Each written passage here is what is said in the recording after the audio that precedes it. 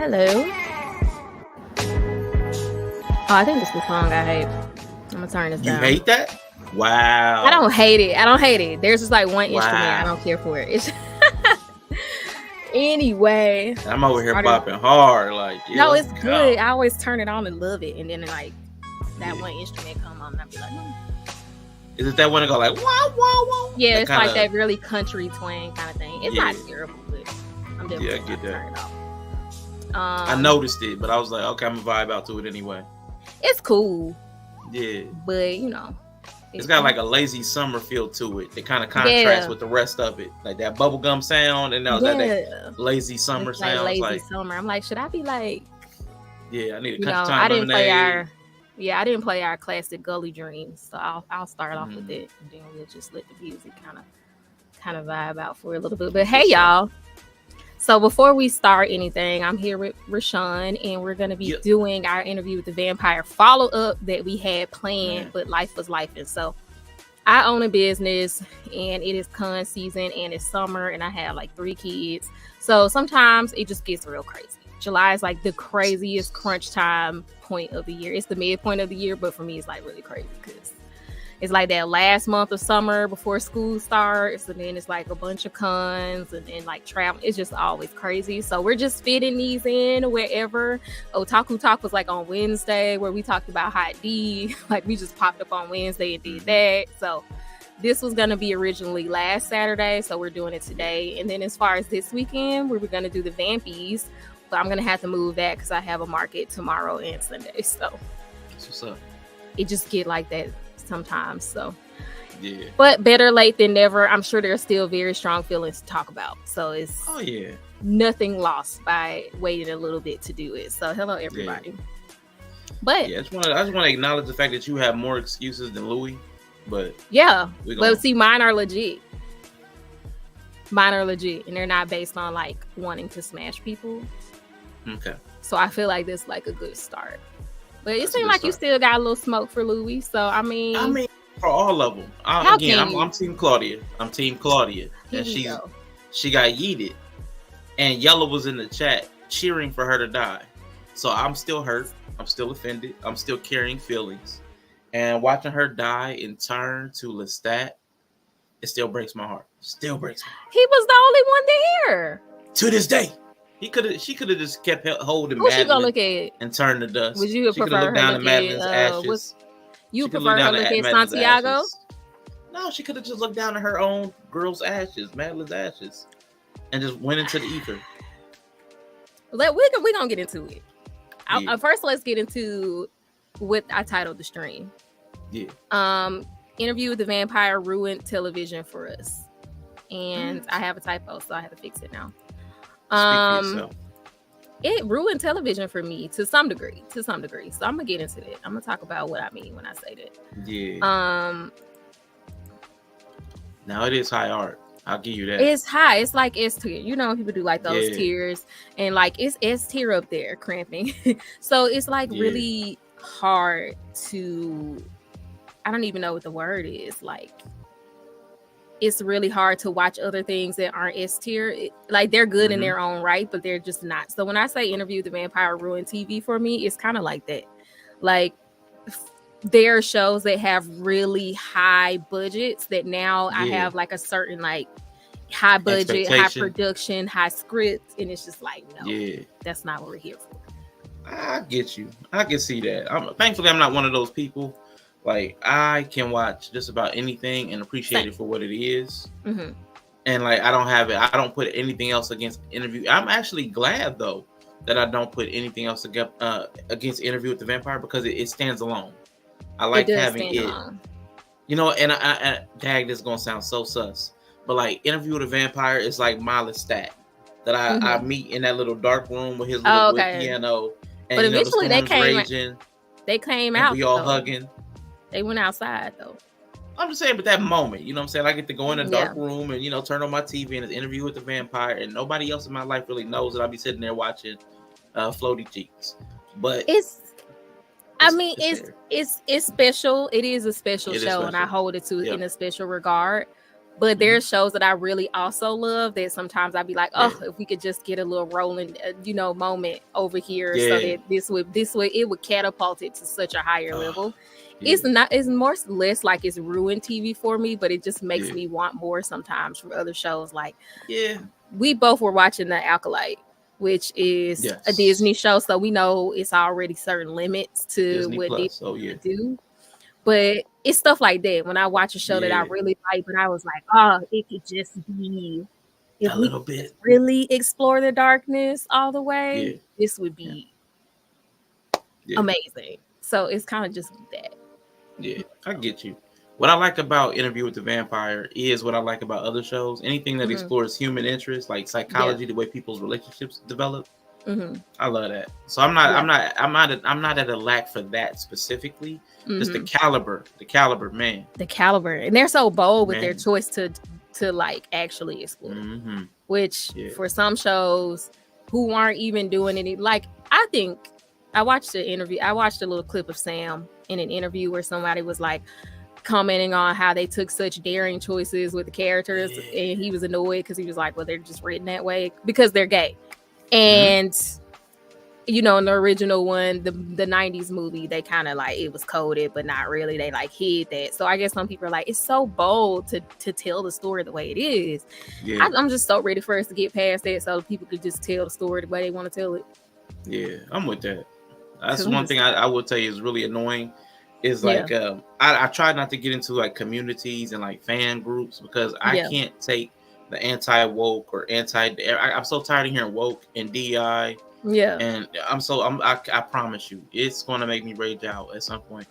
But being able to see people of diverse backgrounds and stuff in productions, whether they were originally written like that or not, I like that. I like being able to see different things. So I'm like, I don't need so much. Like, if you just take Interview with the Vampire as an example of like the limitations of the time, how it murdered that telling of the story.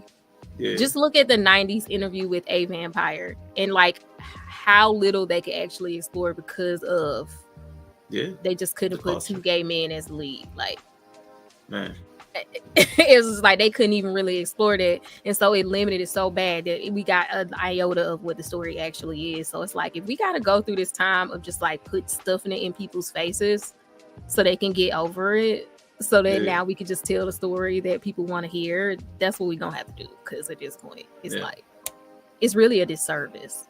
So before we get into the Armand follow-up and all our thoughts about the end of the season, what have you been watching since Interview with the Vampire? Man, I've been watching a lot. So one thing I just finished, and I'm actually bothered because I didn't even get the context until the very last episode. It's something called Super Sale on Netflix. I'm thinking about starting it. Okay, so I watched that, and then I watched something I told you about on Hulu. It's like Eat, Love, Kill. It's like a K-drama. I promise you. Now this one, I love this one because I don't even know what to make of it. It was comedy, romance, a mystery. I love mystery. I love like Agatha Christie type mysteries, but it's got a really good mystery throughout the entire season. It's like 16 episodes. The romance is like Will They, Won't They, which I'm not really a fan of, but the rest of the stuff is so well done. The production, the acting, I really enjoyed that. I kind of blew through that in about a week. And then the Super Sale, that took a minute for me to get into. But once they developed tried to start it. But I was the first scene was a little bit like the opening scene of it. I was like, I don't know if I want to do this right now. I didn't know if I was kind of worried. I was like, I don't know if I feel like watching it like this right now. So I definitely went on over to Love Island USA real quick. I would say once you get to the 40-minute mark of the first episode of Super Sale, from then on it picks up. The first 40 minutes of the first episode is kind of like the character development that really isn't even necessary. Like, so this is where we're dropping in on the story right here. Because they actually developed the character. This show, they actually developed the characters throughout the remaining 5 episodes. So it wasn't they didn't need to spend 40 minutes of especially with only 6 episodes. Exactly. Mr. and Mrs. Smith, I could not bring myself to watch it. I did the first episode. You watched the first episode? I thought about trying it, but I just feel like I don't know what they were going for, because I wasn't really sure about the leads. It didn't feel like they had like sexy, sensual chemistry to me. No and chemistry. I remember that's what the movie was. So I was like, are they going a different direction? Yeah. So if you could tell me, is it supposed to be sexy? Because it didn't seem like it. It wasn't really funny. I don't feel like that's what they going. And it wasn't really action packed either. So it was like I wasn't getting any other stuff. Like, yeah, I'm. That one's a little perplexing to me. I know we're watching House of the Dragons currently. Yeah, are we? It's starting to pick up. Last episode was it was eventful, but I can't get past the first 3 episodes. Like I haven't forgiven it. I have not forgiven I don't know. I have a suspicion you wouldn't feel that way so harshly about it if you hadn't started it when Interview with the Vampire was finishing up. I just feel like it's such a high to go from it. I get it. I promise you. I get you. But I didn't really enjoy the first season as much. Oh, okay. You did. Yeah, I'm not. The Hot D really hasn't been getting it for me because again, I didn't know these people's names. Like, for everybody got reason, the same name. Yeah, it's killing me. Everybody got the same names. People look strange. People are crazy. Nobody, even like the original, there were likable villains. This one, nobody really, for me, is likable. There's kind of Damon. Rhaenyra is the closest. Like, she's likable, but she still does some weird stuff. The rest of these people don't have a lot of personality. Like Cole. Right. Yeah, is he just a body? Is he just a body who's good at smashing? I'm not really sure what his purpose is. Yeah, he doesn't seem particularly interesting. Brother Darkness, what's going on? Yeah, so a lot of the people around do just feel like they're around just to be murdered at some point. Yep. Or further, like sometimes people just show up in the scene and you're like, they're definitely gonna die. So yeah, that's plot devices. Convenient. Hey Anna, miss you, Miss IWT, murderer fugs. Yeah, it's definitely a vacuum in my life. Acolyte came in, it gave me a little bit, but so few episodes. It's only like 6 episodes, and it's just like just now picking up. I mean, it has its issues too. Now it's only 6 episodes. Yeah, I mean, 8. Sorry, 8. Oh, it's only 8, but still, it's just like, I'm just every time. But I started watching it for the villain anyway. Twitter convinced me, and if it wasn't for that, I don't think I would have made it through the first couple episodes. Nah, it's not good storytelling. People don't be knowing what the people want to see. Who are in these rooms? Because I'm like, put the sexy man in sooner. Yeah, that's just to get a certain demographic, but the storytelling is what's that's the demographic that they getting because they already pissed the Star Wars stands off. You got this black girl and this Asian man is the lead, honey. They already mad. So y'all go ahead and just feed into the book talk people. Y'all see what we've done for Interview with the Vampire. Just give us what we want. Yeah, I'm with that. That's what I'm saying. Just cater to the people who want what you're trying to do. The couple is not as sexy, but they do have good chemistry. Okay. I might be willing to give it a try. Because it really don't be a lot on TV right now. We in a lull a little bit right now. Love Island USA. I like to watch trash dating shows. So it's eating, but that's about it right now. The boys ain't really getting it for me either. Nah. Yeah. See, I've been forcing myself to watch The Boys for like the last couple seasons because I mean, there's a plot in there, but The Boys to me always feels like it's just like so much randomness I have to shuffle through to get to like the through line story. And some of the randomness is just in your face gross for no reason. Yeah, it's over the top. It's so jarring. Over the top. It's jarring. It's jarring in a like, why did we need this kind of way? Yeah. It's like the Family Guy version of superheroes. It's like, I can't do it sometimes. Like some of the stuff was like funny. It's funny, but it's like I know they went for funny, but it's like I didn't want funny there.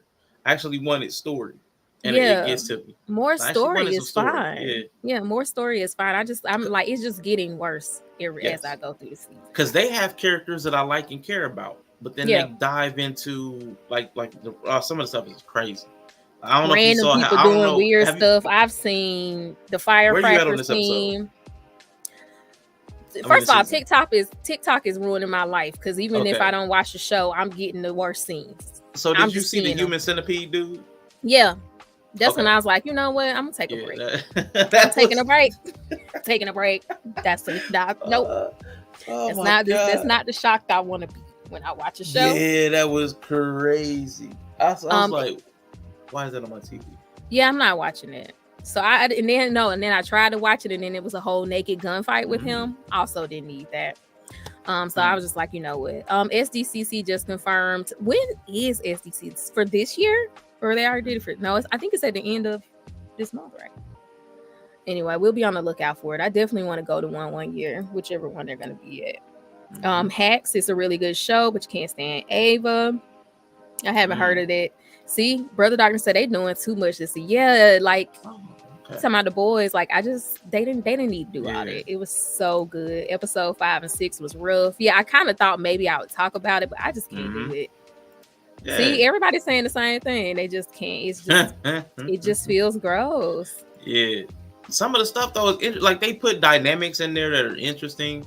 Like I don't remember the guy's name. I want to say Aquaman, the fake Aquaman. Oh yeah, like him and the octopus. I was actually riding with. That's hilarious. That's hilarious. I don't want to give a spoiler. But then I saw what happened the last episode. Thank you. The deep. I just can't. Yeah. I wish I could have went to this panel, but I have DreamCon the same weekend, so I looked at that like earlier in the year. I was like, when is the Comic-Con? And then I realized I'll be at DreamCon. So hopefully they don't share the same weekend for the rest of my life, because I don't want to have to pick between DreamCon and San Diego Comic-Con. Oh yeah. Yeah, because I don't know. So if you think that's hilarious, I don't know what I'm gonna do with the boys. I might wait till it finished and see what people's general consensus was. But it just feels like a lot of weird stuff is going on. Like, I don't know, the lobotomy, like head exploding. The lobotomy is kind of interesting. Yeah, I don't know what's happening. Like some of that stuff, I get a kick out of. Mako, or I'm not sure how we pronounce her name. But she lost a leg at one point, and so one time she's sitting there where she got a little baby leg. She got a little baby leg kicking because it's growing back. I think I've seen it. Some of it was Kamiko. Yeah, some of it was good, but some of it was funny. It seems like they've gone over the top now. It's like become the whole identity of the show. I'm not for it. The lobotomy was hot. Yeah. What about San Diego TwitchCon?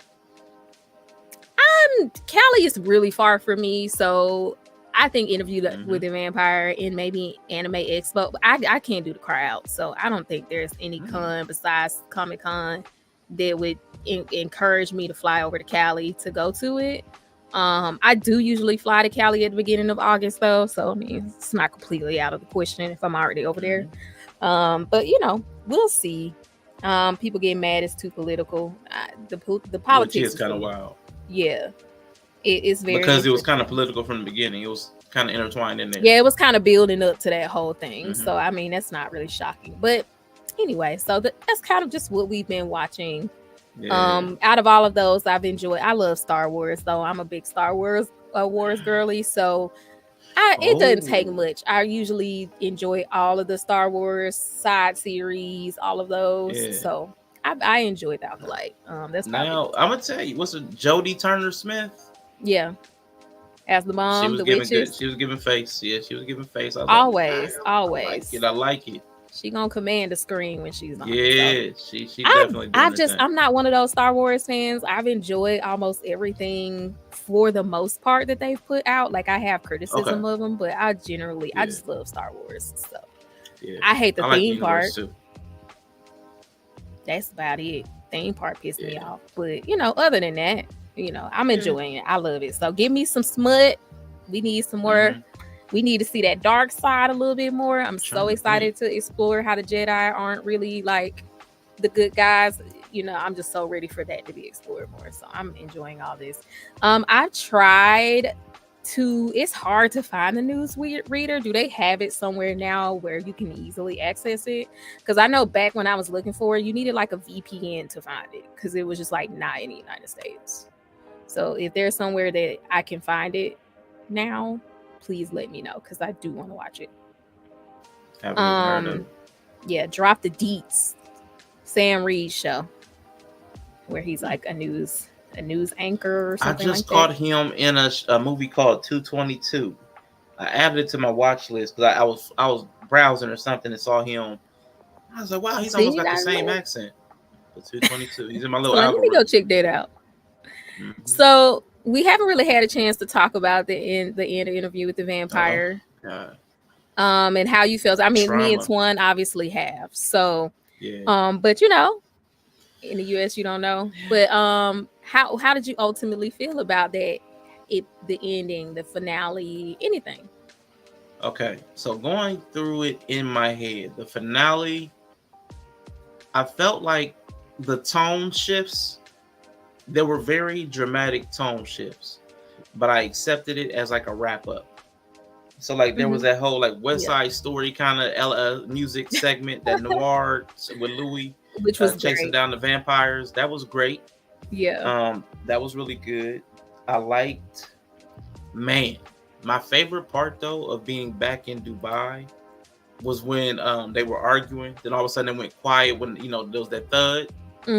Everything kind of like a bomb went off. Yeah, it was and like it got bomb. real quiet. Yeah, but it got so quiet.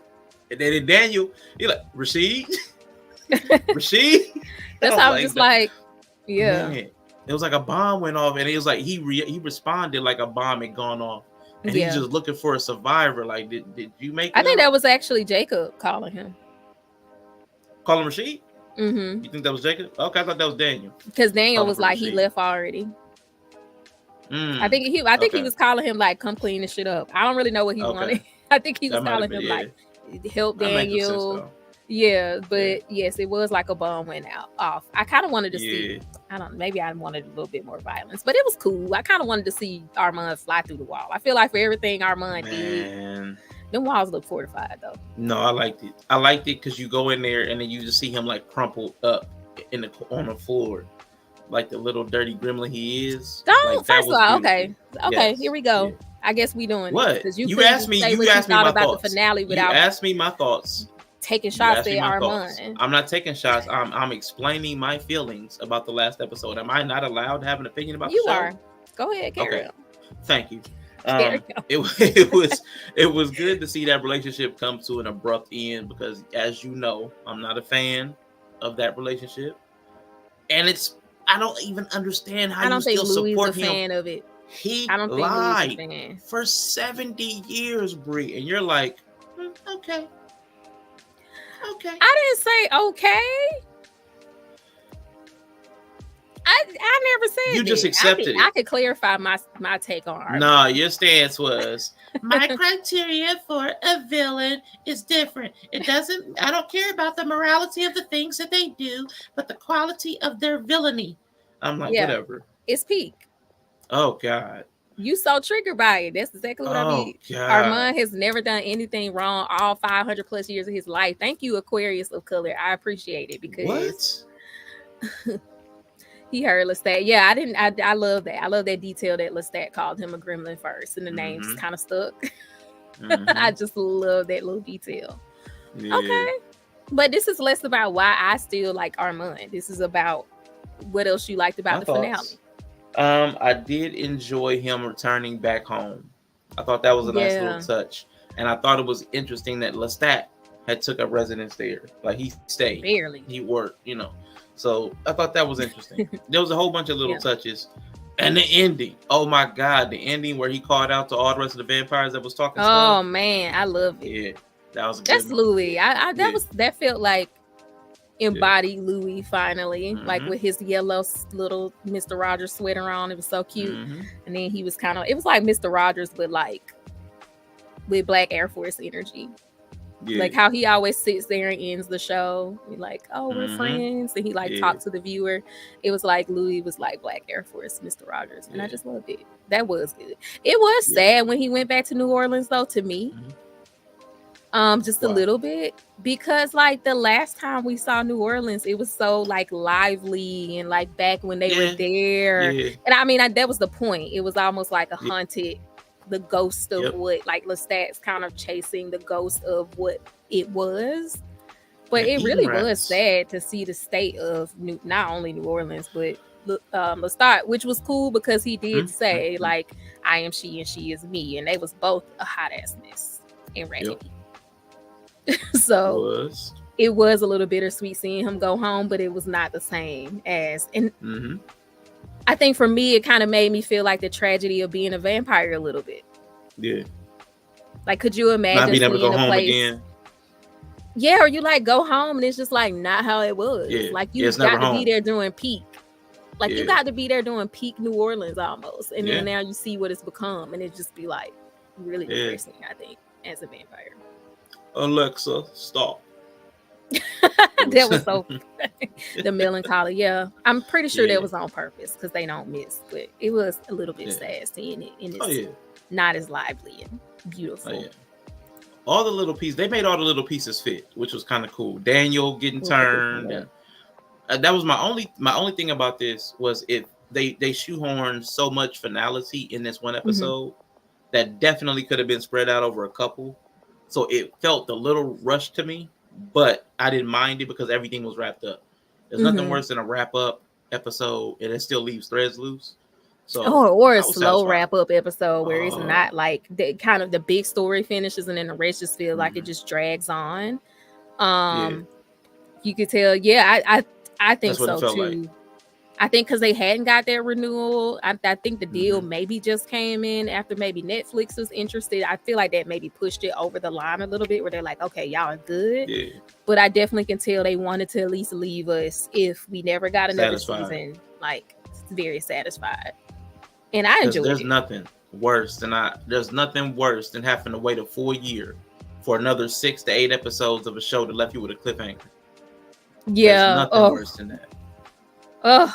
I'm looking at you, Hot D. I'm looking at you. I'm looking at you, Raised by Wolves. I'm still upset. That's left a wound on my heart that may never heal. Okay. But Father's back. Father was on Hot D, and I was very happy about that. But it just reminded me of how I would never get the end. Like they literally gave us what they've been leading up to at the end of the season and left a cliffhanger, and we will never ever just finish that. And it's not even a book where I can go read it.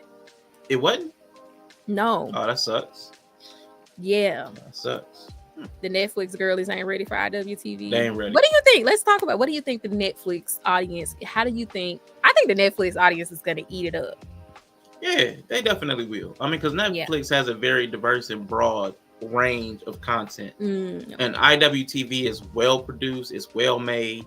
And from the stuff that I've seen go number one in their little trending, IWTV is it's gonna do so good. Because like those little shows, I'm one of those people. You see them little offshoot little shows, little romance little shows or K-dramas. That's me. That's the B people. Yeah. So it's gonna do great. And I can't because you know how popular you is. Yeah. Interview the Vampire. They ain't ready for this top tier script. US fans were unwell. Yeah, we were like harassing them. Like, are we getting season 3? Don't play with our emotions because we got trust issues.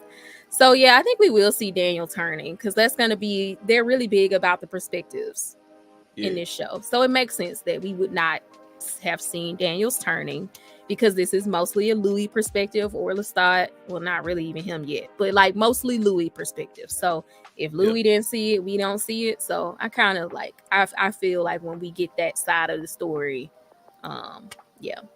we'll definitely see that. And I can't wait to see what the conversation was. So my favorite person, my second favorite person, Armand turned Daniel. What do you think that conversation was? I imagine it was a lot like that time in the 70s when he was dribbling Daniel. I think it was a lot. I'm not saying like the violence, but like the way Armand was, that kind of like that passive rage, that beige rage, that soft beige pillow rage. That I think it's going to be a lot of that. You may have ruined my relationship, but now you're going to have to live the rest of your life as an old man. And you think you think he said something like that? That's something petty. Passive and just passive aggressive. Soft and, I hope you enjoy the rest of your life as an septuagenarian or whatever that word is for old people. I can't think of the name. You think he definitely would use that word. Armand. And if y'all have questions in the chat, feel free to ask them of me or Rshaun. Like, go ahead and ask us any questions y'all have, and we'll go through them. I can see that happening too. I think it was much because Louis said, "Don't touch him, like don't hurt him." Yes. So I definitely feel like it was like when that younger sibling are like, "Don't touch him," and they're like, they just hover their finger right by your face. Yep, I'm not touching you. I'm not touching him. I'm not touching him. I feel like can't hurt him if he's a vampire. He's a vampire. I can't hurt him. Oh, that would be cute though. Like if Armand and Daniel have some kind of like sadistic relationship where Armand just uses him as a punching bag and he's like really into it, and then like that's kind of the basis of their romantic connection is like he's Armand's punching bag. That would because I just feel like Daniel would be into it a little bit. I can see Daniel being into it a little bit. It's the same Daniel that was like in the room, in the room. Yeah. That's still Daniel, and now he's a killer. And he's a killer, and all of those times where Daniel was in danger, he didn't seem to mind. Oh yeah, no, he didn't. He didn't.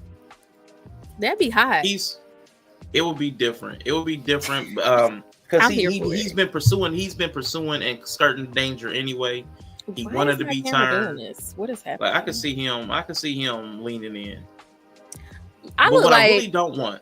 I'm in WandaVision. What? I'm sorry. I cannot see little sub Armand again. I don't need any more sub Armand. The little soft sub Armand. No. Oh, is this it? Okay. No more. He's a 500-year-old vampire. Armand? He's powerful. He's a wet blanket. I'm so tired. I'm just so tired of him being the wet blanket. But a sub can be powerful. Oh my I think God. That's just like. But he's not. Okay. So I'm gonna ask you this because when we were watching the episode and the plan all came out and it was like Armand directed the play and everything. So do you believe that Armand played a sub to Louis just to keep him distracted like the whole time? Like from the time they went down in the tunnel when he was supposed to kill him. Well, I don't think they wanted to kill Louis at that. They always wanted to, but I don't think Armand wanted to. Or do you think, like, how far back do you think Armand agreed that they both all had to die? Do you think it was as soon as he realized they killed Lestat? Or do you think it was like later? I think he knew that Claudia had to go when they went into the basement. He knew Claudia was going to die one way or the other at that moment. I don't think he had determined for himself for sure what was going to happen to Louis. Like I think Louis was going to determine what happened to Louis. Yeah. But Louis kind of forced Armand's hand on Louis got to die too. Yeah. So because he's not going to just sit there and like because he's not going to let us just get away with it. Yeah. I mean, no, I'm not going to say that. But yes, Armand survived it. Because I was just thinking when they entered into the sub-dom kind of dynamic, I think even at that point Armand knew. Like I think Armand agreed to be his sub because once again, I think they basically did to Louis what Claudia did to Lestat to trick him with the party. Like give him everything he wants so that like he will be distracted. And I feel like that'd be another good callback. Yeah, I think Armand went into the sub dynamic with Louis just for that. Because I think kind of like Claudia pretending to be playing a role. Yeah, Armand played the role. Yeah, I think I think he did. Looking back on it, because just like how Louis was so distracted, like Louis like I run things. I think he was catering to Louis' ego because Louis in that moment was like, I'm good at running things. Like I know I want to call the shots though. I think it kind of blinded him a little bit. I think so. And see, I remember when Claudia was lying to them. I see Melanie. When they were telling them the rules, and I'm like, she thinks she's smarter than she is. I didn't even think about that with Louis. Because Louis wasn't going around saying stuff. Oh, watch out. And I didn't even think about that with Louis, but man, they had all been dealing with each other and other vampires for a minute. Yeah. So they had a leg up on Louis and Claudia. I didn't even think about Louis getting played, but that makes sense. I think so. And that's why I think he did it. Because it doesn't make sense any other reason. And I think it became like apparent to me. Like in that one scene where Louis was so caught up in like, I'm selling art, I'm about to make money, and how Armand was just kind of like almost just there to like keep him distracted and busy. Like face down in the coffin. With him after? Why stay after that? Like I think there was some truth to it. It's some truth to it. Yeah, I think he was into Louis. I'm not saying he wasn't. Yeah. I don't think it was that he wasn't into Louis. But I think the sub-dom dynamic specifically, like that dynamic, like you could just be with Louis and not be in that dynamic. Yeah, you could just be with him. I don't see Louis being a huge like power struggle person. Like he's very like apathetic for the most part. So I don't know. I feel like entering into that specifically was a catering to Louis' ego.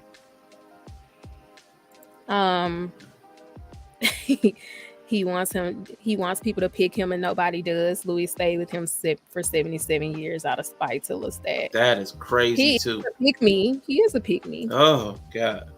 Yeah. I love Armand. He's so soft and he got those big eyes and just like he just looks at you with those big sub eyes. Like, how can y'all hate him? Because he's an evil person. Yeah. He's a liar. I mean, everybody be lying. I mean, but not like that. Especially on this show. I mean, 77 years. He didn't even save Louis. Did Louis ask? He probably volunteered. He probably crafted a whole story. He probably wrote a whole script to tell Louis his side of the story. I did everything I could to save you. I couldn't save them both. I couldn't save everyone. He probably couldn't. Man. Because he could, but it's not him. He's just not a type. The director. He said, he didn't even try to save anybody. He didn't even try to save anybody. He didn't. Now that was messed up. That was shocked. I was getting to find out that he did all this time. He just took credit. He was just kind of like, well, you thought I did it, so I just let you have it. I just let you have it. Let me read this. Lucky Unktie. Is that what it says? Lucky yeah. I don't think the dominant sub dynamic was fake. I think he told the truth about when he chose the coven in part because he didn't feel like he could fully trust Louis, I'm assuming. He basically safe worded and Louis walked away with no aftercare reinsurance. So he went where he felt safer. Yeah, Louis was a negligent dom. I can agree with that. They said I can't get into the shy. They might be early in the stream, but yeah, I'm not into it either. I tried. Armand is also petty. Lestat rejected him, so he wanted to punish him by killing his lover. Yeah, that's what I was wondering too. Like, but I don't know. That's why I asked Rshaun, like, how early on do you think the plan to kill Louis started? Because if we there's so many angles you could take it. Like if this is the angle, it's like as soon as they pull up in Paris, then I kind of think that was the original plan. Then he saw Louis and was like, "Oh, I get it now." He got raised up. Got the Louis smolder. Got a little rizzed up. Then he was like, okay, well, maybe I can make this work in some kind of fashion. Maybe I can sway him. Maybe I can get him on our side. Maybe he can join our coven. Louis wasn't with it. He's super resistant. He wants to, be that lone wolf. Yeah. But so it kind of changed. He underestimated the pool of the Louis smolder. Yeah. So do we think IW more? What? Armand thought he had more pull over Louis, but it didn't. I think he didn't have the sweat he thought. I think so. That's why I mentioned a little bit earlier. I think you said I was like this. That was my comparable. Was specifically like you. If people love that one, they're gonna love it. It's gonna blow up. I can't wait. I hope they come over here and watch us. Oh my God. Come on, y'all. We here. We a little ignorant over here. That is interesting. What do you think about that? That was crazy. What do you think about it? I hated. I hated that. Shows Louis' nature. I hated that only specifically because I read or heard a little bit about some of the book stuff, so I know some of what Armand went through as a human. Yeah. And early in his turning, and it's so terrible. Right. Yeah, so it's like, he told him some of it, but it's like, it's so terrible to like lean back into that dynamic. I don't even know. It's kind of weird, but like Armand played into it, so it's like a weird line. I mean, because they are vampires, they're not humans. So my human brain is like, this is horrible that you're doing this, but it's like it's a vampire, so it's like no. But I think to some degree now, looking back at it, that's why the only thing that makes sense to me is Armand entered that to play Louis. Because it was just weird. Like he just told you that story. You call him his slave name, and then was basically like, "I'm your daddy," and he was like, "Okay, bitch, that's what we doing." Like, okay, like I don't know. It just feels like, why would you? Yeah, it's risky. That feels like an unsafe things. That feels like an unsafe dom though. Like if I was just really so like risky. Out here dom searching. And I just told somebody the story of me being a slave and like passed around and they like called me that name, I'd be like, you're probably not a safe dog. Let me not. But that's the weird thing though. Like on a real level though, that's probably where you're kink is set up too, though. I think Louis was exploiting. You probably rooted through that trauma. Yeah. But Louis was trying to exploit their nature. I think I definitely know why Louis did it, because that's just how Louis is. But what benefit did it give Louis at that moment to do that? I think he was just looking for was he just trying to? He was like accepting the role. I'll take that. I'll play that role. And I mean, but to me, it feels like, okay, this is for y'all in the chat. Who do you feel like? I mean, obviously, it was like I'm picking up vibes and you putting them down. I don't know that part, but who do you feel like initiated that dynamic? Do you feel like it was Armand or Louis? Who was the? Who do you think initiated? You think Armand? I'm gonna go with Armand. I'm gonna go with Armand all the way back at the mansion, the murder mansion, because he kind of his language, his language and the way he comes across, everything he did was kind of like a softer, more submissive, more gentle. Even the way he relayed information that was unfavorable, like everything was kind of towards the submissive end, which just energetically is going to pull Louis to have to be more assertive or like. So it's like that dynamic there. I think that's where it began. Like just is on his energetic level. I mean, that's just how Armand is. That's who he's comfortable being. So I think it was just naturally going to go there because I don't think Armand has another gear. I don't think he has another gear. Yeah, Armand, and I definitely, someone said that earlier, like it depends on the partner, and I definitely see Armand as kind of like that. And once again, if Armand's really to pick me, I just want to be loved, Armand will morph into whatever maybe he thinks the person that he's with wants. Because even as director, he's a soft director. Yeah, he is. He is. I don't like the way you say it soft, but I'm gonna let it until it was Claudia. Then he grabbing throats. Then all of a sudden he grabbing throats. Okay, and that's the point somebody else just brought up, because Louis did that. Did that happen after or before? Did that happen after? Let me see. Claudia was threatened about Claudia was choked and told. I feel like that was before. Wasn't that before? What was which? When they were on the bench. When they were on the bench. Oh, was that before the Claudia moment? I think that was after. It was after, because they're saying it was after. I believe that was after. Yeah, that was after. So maybe, okay, so that makes sense. That's why the way Louis did it, it felt like there was a reason Louis did it. Because up until that point, they were kind of just doing whatever, and Louis was fine. Like, they was just kicking it, and Louis not really, like, needs to be in control. Like, he's just kind of like, he's also very fluid in that way.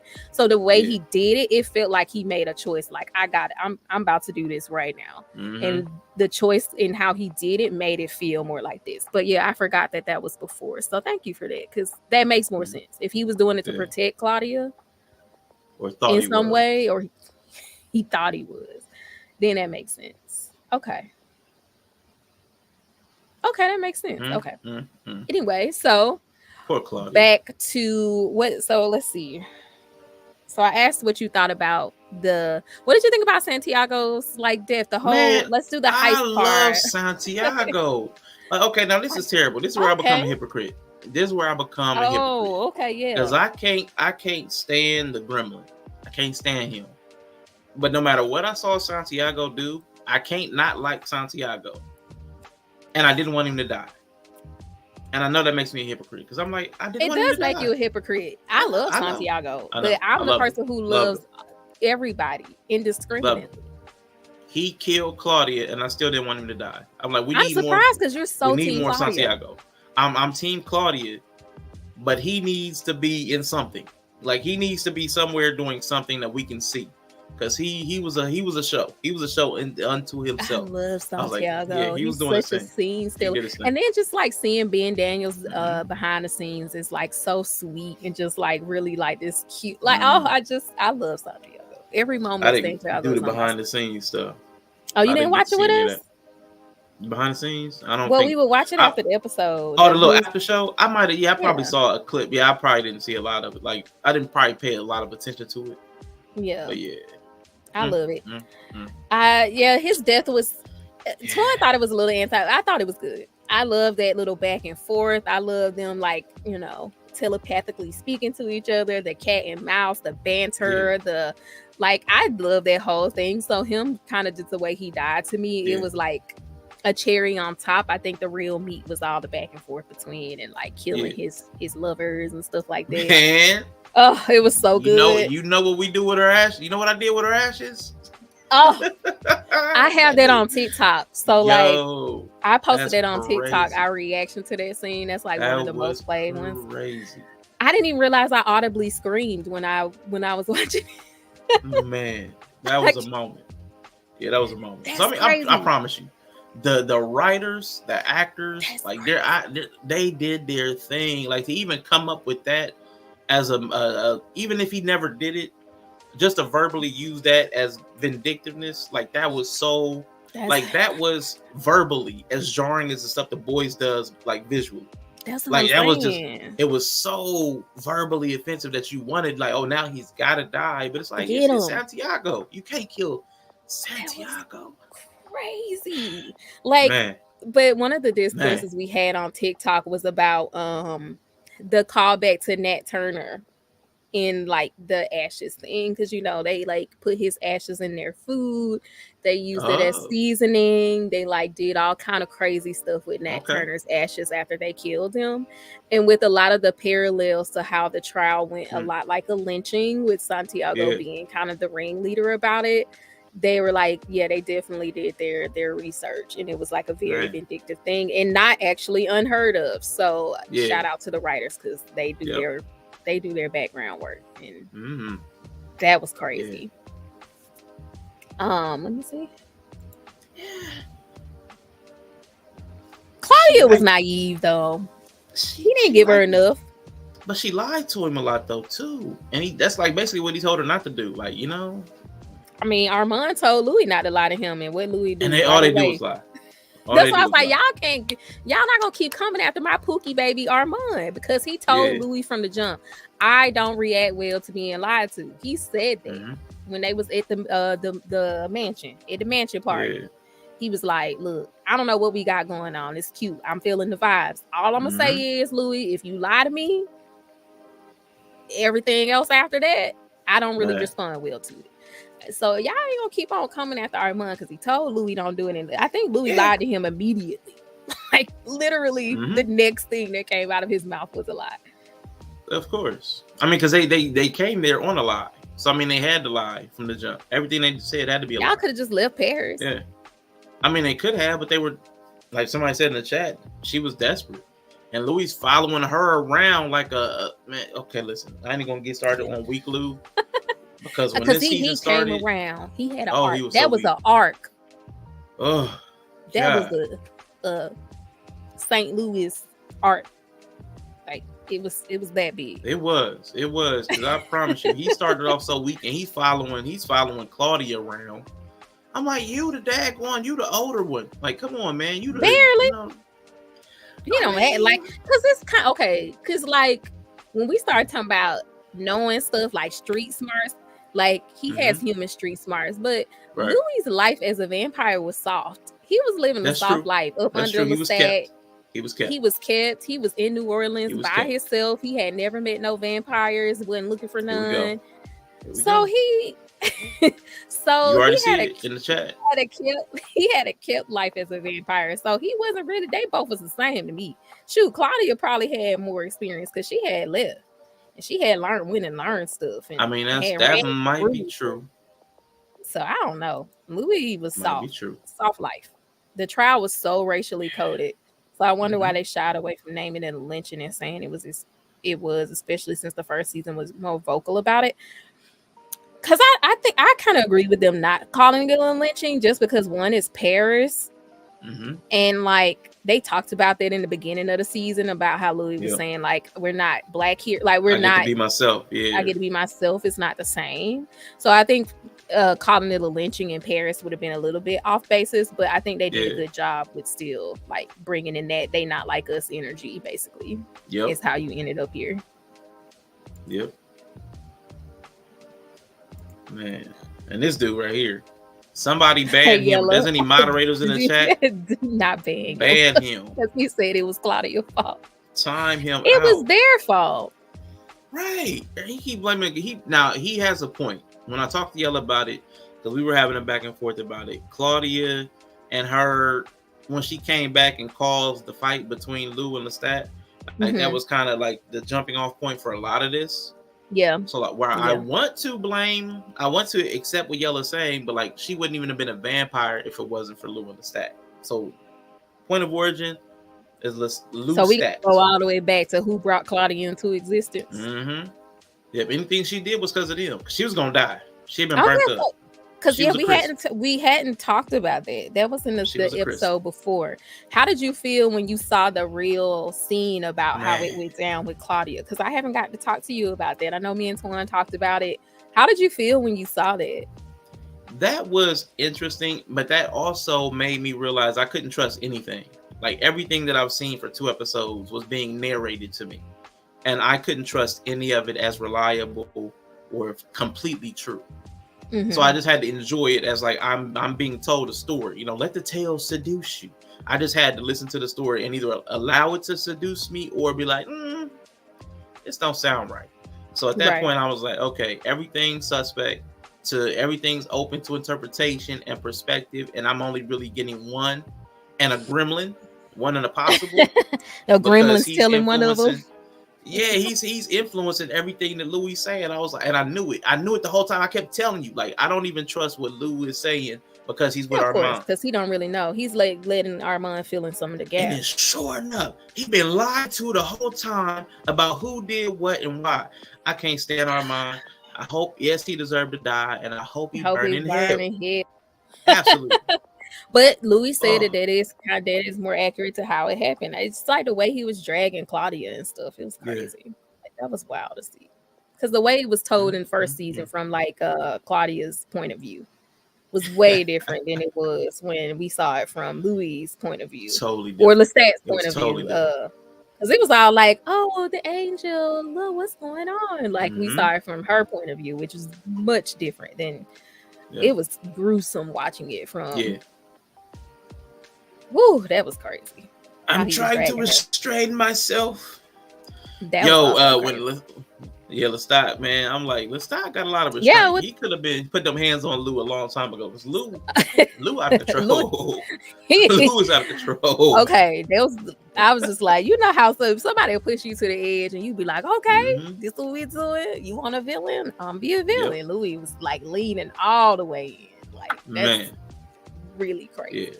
But I like that. I like that choice. Whether it was, I don't know how the books lay everything out. But if that was a choice, it reminds me of how you have that one person that comes and tells you all the bad stuff in their relationship. Yeah. And then you get to hear another side of the story.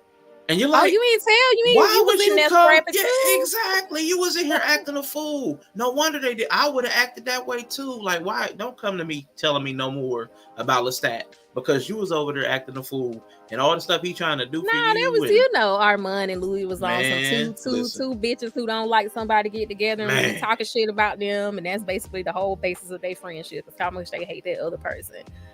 And then because it was like, I don't know why. It was like, it almost, I don't know if it's because we as the viewer saw it or Lou was feeling like busted out. But he was like, well, I would listen to that version of it. Like that version of it's more true.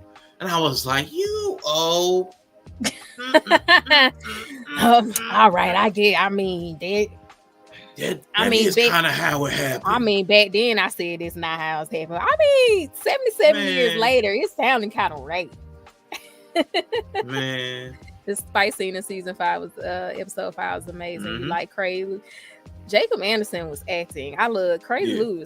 Crazy Lou was absolutely him. But we've always seen that hint of it. That's why I instantly believed it almost. I instantly believed it. Because just seeing how Louis is when you get those little seconds of Louis being cutting up. Louis being violent. Like it just felt like violent, for real Louis for me. Violent and crazy. Because he's telling this story like he's this calm, peaceful person. But every time you get a glimpse of real Louis, it's always violent. It's always a little unhinged. He Black Air Force energy always.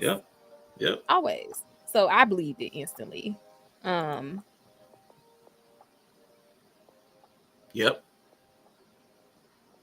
Okay. Yes. No, that's definitely real. And we know Lestat wasn't abusive. And that's what's hard with them. I know sometimes even on TikTok, especially where they don't get to watch all of our reactions and hear the whole conversation and discourse we have about it. People get real like black and white thinking about Louis and Lestat. And like I just can't see it that way because it's like it's a dynamic. You know, we always talk about that. It's a dynamic. I can't really sit here and be like, Lestat's the terrible one, Louis is the terrible one, because it's two toxic people in a dynamic. That's the way I see it. Louis thought he was crazy till he fell from the sky. He calmed down a little bit after that. Okay. Somebody dump you. That'll change some things. He said he got dumped. Don't do it. He got dumped. He got dumped. Bro got dumped. He got the hard way. The long way. I didn't get to talk to you. I know you kind of hinted at it before about Claudia's death scene. And like how that was for you. Like, was it emotional for you? Like, how was it? Because I know you love Claudia. Oh my God, yeah. And I don't even know why. I know it's a show, but for whatever reason, I've resonated with Claudia. I didn't even really think too much into why. But the fact is, she died on stage as part of the show. That's in crazy. Sunlight, burning and turning to ash in front of her maker and the person that kind of raised her as the mother, father, stepdad, big brother type. I don't even know what Louis was, but that Uncle Daddy, like Damon, Uncle Daddy Lou. Yeah, it's just so crazy. But it was dying in front of them, holding Madeline. Like, come on, man, that was tough. Like, that was horrible. Oh, and that shriek she let out when Madeline went out like a G. She went out like a G. Like, first of all, with the cut Achilles, still walking, like hobbling across the stage, asking dude so she could see that one face that was behind that 10-gallon hat. Was like, can you take your hat off? Now I know all your faces, and if there's a way for me to get at y'all, I'm gonna kill every last one of you. And if there's not a way, I'm still gonna do it. She said, I ain't gonna say no peace. I'm saying hatred. Girl. That was lovely. I loved it. Oh, loved it. That was moving, actually, to know she was like accepting, kind of like accepting, but not accepting it. Because she knew, but she realized it. The moment she even realized it during the trial, that it wasn't a real trial. That was powerful too, because she realized it before Lou did. Like, Lou was still like out of sorts, but she was like, "Oh, I see how this is about to go." Like, "Oh, I'm done for her." Yeah. But somebody's going to save Lou. Like, she could kind of tell that Lou was the focus. Yeah, because it definitely felt like that she was screaming for him and stuff. And I was like, in that moment, it made me realize that she felt that way about herself, but she did feel like he had hope. Because I'm like, why are you screaming for him? Like, if you resolve that we're all going to be killed, why are you like, oh, Louis? So I think you're right. She's really smart. I mean, she was really smart. She's super smart. She's a good vampire. She's super smart. And again, he had told the Armand that back at the murder mansion, like how smart she was. He was bragging on her. Like, that was dope. And then when she was actually being burnt to a crisp, when she started singing that stupid song. When she started singing that stupid song. Windows when they're closed. Want to fly with the wild wind. It was heartbreaking to watch her do that. But I mean, it was like moving because she was making a point. But it was like, then when it was like, okay, but she's still about to die. Yeah. And then she lost it. She lost composure because it was like, oh, I'm really about to die. And then she looked at Lestat. Lestat had that face. Lestat had that face like he was being, oh my God. This is trauma. Yeah, like the face acting, like her all burnt up, CGI burnt up, looking at him, and then he's sitting there kind of hurt and trembling and sad face, like he was horrified. This is crazy. Oh, that was crazy. Like, this is a crew that, like, even Stat was just like, this is crazy right now. Like, that is very much so. Yeah, I mean, some people are like, well, we would say, why would Armand have her singing that song? But like you said, it was just her, like, it thinking about it, it's like it's fitting because that first meeting the coven was her at this show, and she remember how like that made it even more sad. Like, she was now on the other side of what she loved so much when she first got there. She was so into that, but being on the other side, it was just like terrible to watch her and just kind of know. performing. Like she was like, y'all had me performing. I'm going to perform. You know what I'm saying? And my God, you know what I'm saying? It was, there was so many layers of what that could have meant. Like that's why I got, it's definitely art, because it's very like it's open to interpretation. Yeah. Like there's so much to it. I love that. Yeah, that episode for me, the trial episode, like I said, it was very triggering for me. Surprisingly. So, I mean, just because, well, one, I haven't read the book, so I had no idea how the trial was gonna go, and I knew it was gonna be very like crazy and it was gonna be fun, but the racial undertones, I was not ready for it. I guess because I was like, we had got up out of the United States, honey, we're safe. Yeah, I thought we were safe from the racial undertones, but child, they came out for the trial, having their ankles cut like that, lined up on stage, like all of that was just really, really, really, really triggering to see. So I'm just like, ooh, it was so hard to see. Hey, Yellow, whoa, he rattling. Hold on. Did you pull him up? No. Okay. He came up rattling. Hey, Yellow. Oh, I don't think he's ready. I'm just he might not be ready. Oh, okay. Let me mute him until he's done balling up the notebook paper. Surprise vampire stream. You missed a start. Yeah, so this was originally going to be last Saturday on the weekend. Can y'all hear me? Yeah. It was going to be last Saturday on the weekend, but I have a lot of like conventions and markets to go to on the weekends right now, so I don't know if I'm going to be able to stream on the weekend. So we're just kind of getting these streams in where they fit in. So that's kind of what happened. Yeah. My bad. I was wrapping up my gyro. You know what I'm saying? I thought you was in there getting your school project ready for tomorrow. Right. You wanted her to call him Papa List so he would have been motivated to save her. I don't think by the time she was giving him that look, she wasn't savable. Man, it was done. Yeah, she was mostly ash by then. Yeah, I came up to talk about my favorite part of the series. When Claudia got yeeted. It was glorious. Oh, here we go. We finna get Yellow's gonna get banned. Rshaun did that. I didn't do that. I did not do that. I did not do that. But me, nigga. Right. Back like dream stat, bitch. What's good? Right. You thought I was gone. I can't say it. But yeah, that's so hilarious. We about the trial thing, but like it was triggering seeing it. It just felt like a lynching. I don't know. I'm from the South, so maybe it was just a little bit too close to home. See, something about the first season, I was able to let go of the racial stuff, so I don't see for none of that stuff. Like none of that stuff clicked racially. Somehow I was able to let like the racial stuff sit and just accept it as like vampires. And I never really thought about the blackness of it during the second season. And like now that once y'all pointed it out, though, I'm like, God, that sucks. Yeah, that makes it even worse. And they definitely wrote it that way on purpose. I think they did, but I would have. It also would have made me enjoy it less had I for me if I had seen it through that lens. What about you, Yellow? Did you see the racial undertone, the historical racial undertones to the trial scene? Did you kind of just feel the vibes? Nope. I seen the beautiful gloriousness of Claudia getting turned into ash. Yes. I did like that Santiago was a Lestat apologist, though. As he should be. I was here for that. I was actually here for that. I was like, that's great. I've been saying that on the podcast all last season. He's completely innocent. Like, I'm sorry. Y'all say what y'all want. I didn't say that. I didn't say that. That was Yellow. Right. Okay. All right. Like 93.2% innocent, though. What does innocent mean in this case? Right. To you, like when you say innocent, what does that mean? Like innocent in the sense of what he had received from Claudia and Louis was uncalled for. Oh, okay.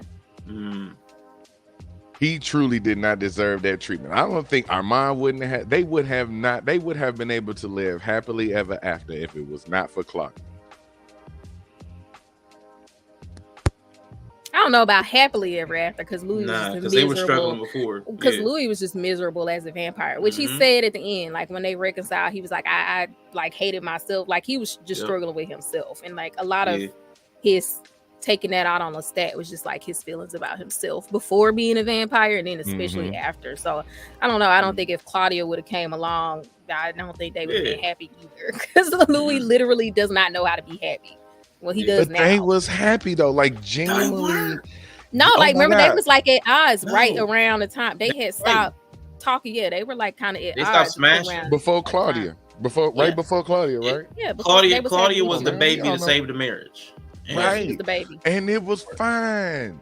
They was just like, they was out. They would watch Claudia kill somebody. They'd be like, look at our baby. Look at her just out there. Yeah, so that's okay. So then it can't be Claudia's fault. Right. This is why I say it's Claudia's fault. And I'm a flush it out like I did with Rshaun real quick. Okay. So nobody asked to be born. So you can't be like, she didn't choose to be a vampire. Nobody asked to be born. Okay. That was her destiny. That's what her fate took her. Now, remember the whole speech, the whole monologue about you and fucking him and fucking you. You're always choosing people over me. Yep. Don't come for her accent. I love her little southern accent. Oh, look. You know I was dragging that accent except for the last part, except for that last stage scene. She was so southern in that scene. Everything was on point. But so she was a bold-faced lie in that one scene. She was a bold-faced lie because the first choice Louis made was her to save her. The second choice Louis made was her over Lestat. He always chose her. He always picked her. The one time he didn't choose her was Armand. That was the only time he didn't choose her. He's chose like, I cannot accept it. He said wrong. Okay, let me explain. When she left, he chose her. She wasn't even there. He went into this full-on depression. Stopped giving his man some. They in there hoarders now. After the house was pristine for years, now they in there hoarders. Louis probably stank because he ain't took a shower. Lestat still looking like, what the hell? We can't even cuddle in the coffin because you smell like last week. You know what I'm saying? All of that. Right? And then Claudia come back and he just welcomed her with open arms. Hey, babe. And we ain't talking about she just left for a couple weeks. She was gone 7 human years. Okay. Right? She was gone 7 years and she was just come on back with a smile. Right? And then the fight happened. And somehow Lestat got to get banned from the house for 10 years. Not there was a raccoon in the house. There was raccoons in the house. Damn. Exactly. Yes. Yes. That's pretty bad. It was bad because of yes, Louis. Of course. It was. He was depressed. I don't agree with the fact. I agree to some degree. I think Louis chose Claudia a lot. Like not like directly like completely abandoned Lestat like she wanted. Maybe not in the way she wanted him to choose her. It was a half-ass choice. It was like, but he passive aggressively chose her all the time. I guess it's like the best way you could say it, possibly. Yeah. It's him shutting down on the relationship is not choosing Claudia. That's him choosing his own feelings. Yeah, it's not Claudia. He passive. I don't help Claudia none. At best, he don't directly do much. Like he wasn't really like outwardly, saying this is what I'm doing or this is what I want. So he was a very like passive kind of person. Lou choose Lou. That's what Lou choose. No, it definitely is. Louis' first choice is and will always be Louis. Yeah, no doubt. It's like whatever choice does make him feel something, whether it's feel good or him choosing to kill Lestat and feel like oh my God, I have to do this. Oh my God, this is on me. That whole type of, I don't really want to, you want to do it. You want to do it because it was going to make you feel something. So, let me get to this question before it gets too far up in the top. What do we think about the theory that Santiago? Real quick, what do we think about the theory that Santiago was American and his beef with Louis and Claudia was a racial thing? I did read an interview that Ben Daniels did because they were talking about the director asking them if they were okay playing straight, and Ben Daniels was like, "I can give you bisexual, basically, like." at the most. Like I mean, he gonna do both.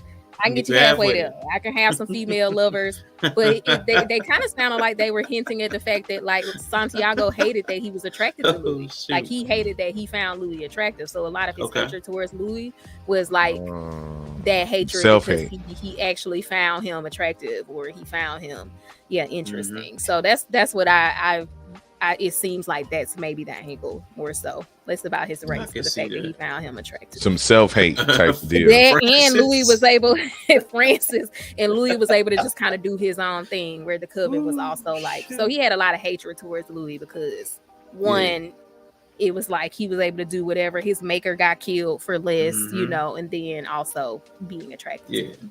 A lot of resentment. Yeah, a lot of resentment. Envy. Yeah. That makes sense. Much as they hate not Yellow winning Lenora over. That's right, Lenora. Dark side. That's right, Lenora. Don't listen to him. Don't listen to him. No, I've always said that though, because even in the first season when there was that fight, even before we got the other side of the story of what Louis said to Lestat in there and how he, boy, the way he slammed his ass into that coffin like they was on WWE. Man.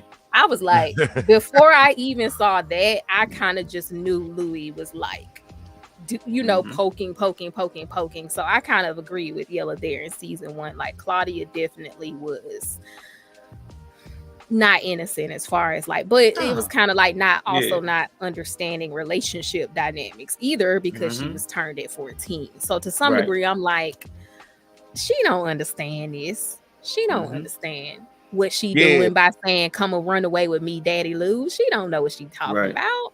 She don't know what that means. In the context of a relationship and like how that works. So and it definitely made me feel some type of way because it's like watching the kid turn the mom against the dad. In a way. You know what I'm saying? That was kind of the dynamic. I mean, that's like we said, that was the baby to save the marriage, and then Lestat couldn't handle that. Louis' whole focus became Claudia now. I mean, and that's sometimes the reality of having a kid. Like, and a household that's not in lockstep because they both had different visions for what their life was. Like Lestat was literally still trying to coach Louis into how to be a vampire. Like, this is he see them as a fledgling thing. Like, she's a fledgling. Which means she's gonna go off on her own and just like become her own person. And and Louis was seeing her more as like a child. Which was wrong because she's a vampire. So she was getting mixed messages on how to be because Louis over here trying to be a vegan and eat rats, and then Lestat over here trying to tell her, we about to go get some McDonald's while your mom ain't looking. We gonna go get this burger. Let's get this Whopper. We'll go get some ice cream. So I mean, they were having a whole family dynamic. Yeah, they had a whole terrible family dynamic. So, it was pretty bad. But like you said, it was even less like the dad, just more like the stepdad who really couldn't even like. Sometimes I can't even say nothing, but. Sometimes it went there. Sometimes it felt that. Like in essence, that's her dad because that's also her maker. Yeah, you know what I'm saying. But at some point, it did. He wasn't Daddy Les. He was Daddy Lou. It was Daddy Lou and Uncle Les. And then eventually, it wasn't even Uncle Les. It was like just Lestat. Yeah, he ended up just being that dude that your mama bring around and be like, the dude just got a bike for you. Like, why you got a bike for me, dude? Like, who are you? Here they go. Somebody, the spouse always comes first. Yep. Listen, say it again. Say it. I wasn't finna. Why you over here emphatically saying that's true to some degree, but there is a time in the child's life where they do have to come first, just because of like how much they need. I'm not saying they don't come. They don't come first. They come first, like in all the ways. But when a child is very young and very much so dependent on you, in a lot of ways, you can say they don't come first, but they fucking coming first. You want to believe it or not. So, I mean, I kind of agree with that to some degree, but I think the biggest flaw was Louis seeing her as a child, period, when she's a vampire. And vampirism comes with a whole bunch of skills and abilities that a human child don't have, and she can kind of take care of herself more, sooner than a human child would be able to. And I think that's the ultimate flaw in Louis' view of her as a child versus a vampire. because now she got super strength and she can kill grown men. She out here killing. Yeah, like right. she's not a helpless little girl. And that's why, and that's kind of why, and it's gonna sound bad, but he's right. Just that titty meat in the drawer. It was titty meat in the drawer, right? Crazy. She said, okay. She's like at adult level right now. Experimenting. That means she at least seen experimenting. One. You know what I'm saying? That means she was curious. That was just rage. That was just curious. Pure rage there, right there. But I mean, that's the frustration she had. But that's why it bothers me more about the fight scene, because Lestat's interaction with Claudia wasn't with a child; it was with a 40-year-old vampire. You know what I'm saying? So, and it's his daughter. Like, so if we gonna look at it like that, like that's his kid too. You know what I'm saying? Yeah. So for that to kick off a big ass fight with them, because it was like you said, Louis was coddling the shit out of her, and then Lestat was basically teaching her who she is. Even with the Charlie scene. I hate the Charlie. I just want to say this real quick. I hate you. I can't stand you. I just really want to get that because you got me into this show, and I done watched both seasons front to back. And now I'm just fully in tune with it. I was checking a text message for tomorrow. Hold on. I just heard my name. I got to event tomorrow. They emailing. Hold on. What I do? Yeah. What I do? Put her right back. Put her right back. All right. Come on back here. Come on back here for a second. Oh my God.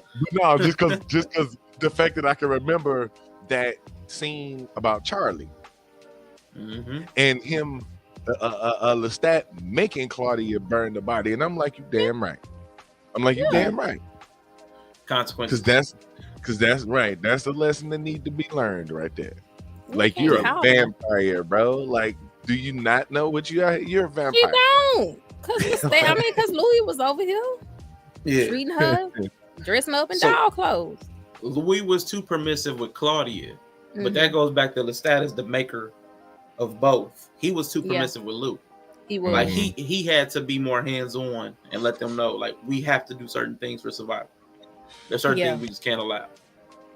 And I think, they needed more space. It was almost like this came along too soon. Louis hadn't, like you said, I think Rshaun, you said that he hadn't even accepted his reality as a vampire himself. Now you bringing somebody else in. He tried to make originally Louis was going, if he could have pulled it off, he was going to make Claudia his fledgling. See? He just couldn't do it right. He just wanted a baby. Go ahead. Don't do it. Don't do it. Go ahead, everyday July.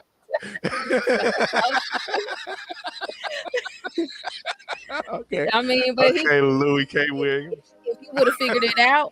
If he would have figured it out, she would have been his. That would have been even worse. Yeah, it would have been worse. He probably would have ran off with her much sooner if she was his first. Oh, he would have been. He would have been lit. That would have made more sense. Like, for it to play out like how it did, if he was the one that made Claudia, oh man, sign me up. Because then that makes sense.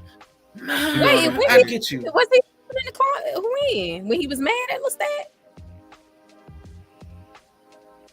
Louis was sleeping in the coffin with Claudia. At one point, I do remember something like that in the first season. Yeah, I definitely remember something like that. Okay, I don't remember that. But I mean, because Lou was definitely trying to. He definitely was clingy. At one point, though, Lou got super clingy. But I can't remember the timetable. Yeah, when was that?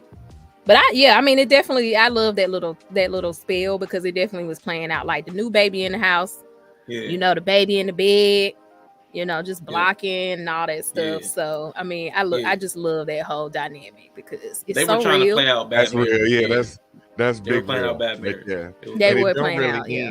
It don't really end because, like, even when they a baby, like, once you get them out the room, you still gonna have to deal with that. 3 o'clock in the morning, you hear that do. I'll collect with y'all. He's just like, all right, whatever. I mean, But hold up. But like, even though like, okay, not like they had, I guess like, I don't even know, like this like abstract or meta. Like the whole thing is like the traditional marriage just like played out in a way that is kind of like different. Mm-hmm. So like them killing Lestat was essentially the divorce. I'm a divorce you, and then I'm taking the child and going to another state. Yeah, like that's what that was. Okay, we're going across the water. Yeah, like, I'm like, yeah. that's crazy. And they went, They did the whole playbook, the bad relationship playbook. Oh, they slept in the same coffin until they got one for her. Okay. Yeah, sure did. Yep. Yeah, that is so funny. I mean, I got 3 kids, so it's just funny to me seeing it because it's just like so many conversations I actually had to have. Like, it's just very hilarious. And after that, like when she gonna go sleep in her own room? When she ready? Man, hey, she need to be ready now. And when she ain't ready. The crazy part is that I was the parent that was keeping the kid in the bed. Yeah. I feel Lou in that way. Like, why you rushing the baby out the bed? Like, calm down. Like, she's a fresh vampire baby. Right. She don't need to be sleeping out here. We gotta watch her. This ain't what I signed up for. This is not what I turned you for. Nah. This is not what I turned you for. I mean, but that being said, I think that's what I wonder if that's what he was gonna say. To skip to the finale when he was like, I was never.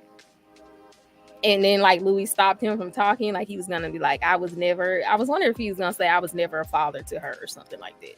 I was wondering if that's what he was gonna say in that moment. Because I don't think he ever was. Because he was like, she looked at him like a child looks at their parent when she died. And he's like, but I was never like a parent to her.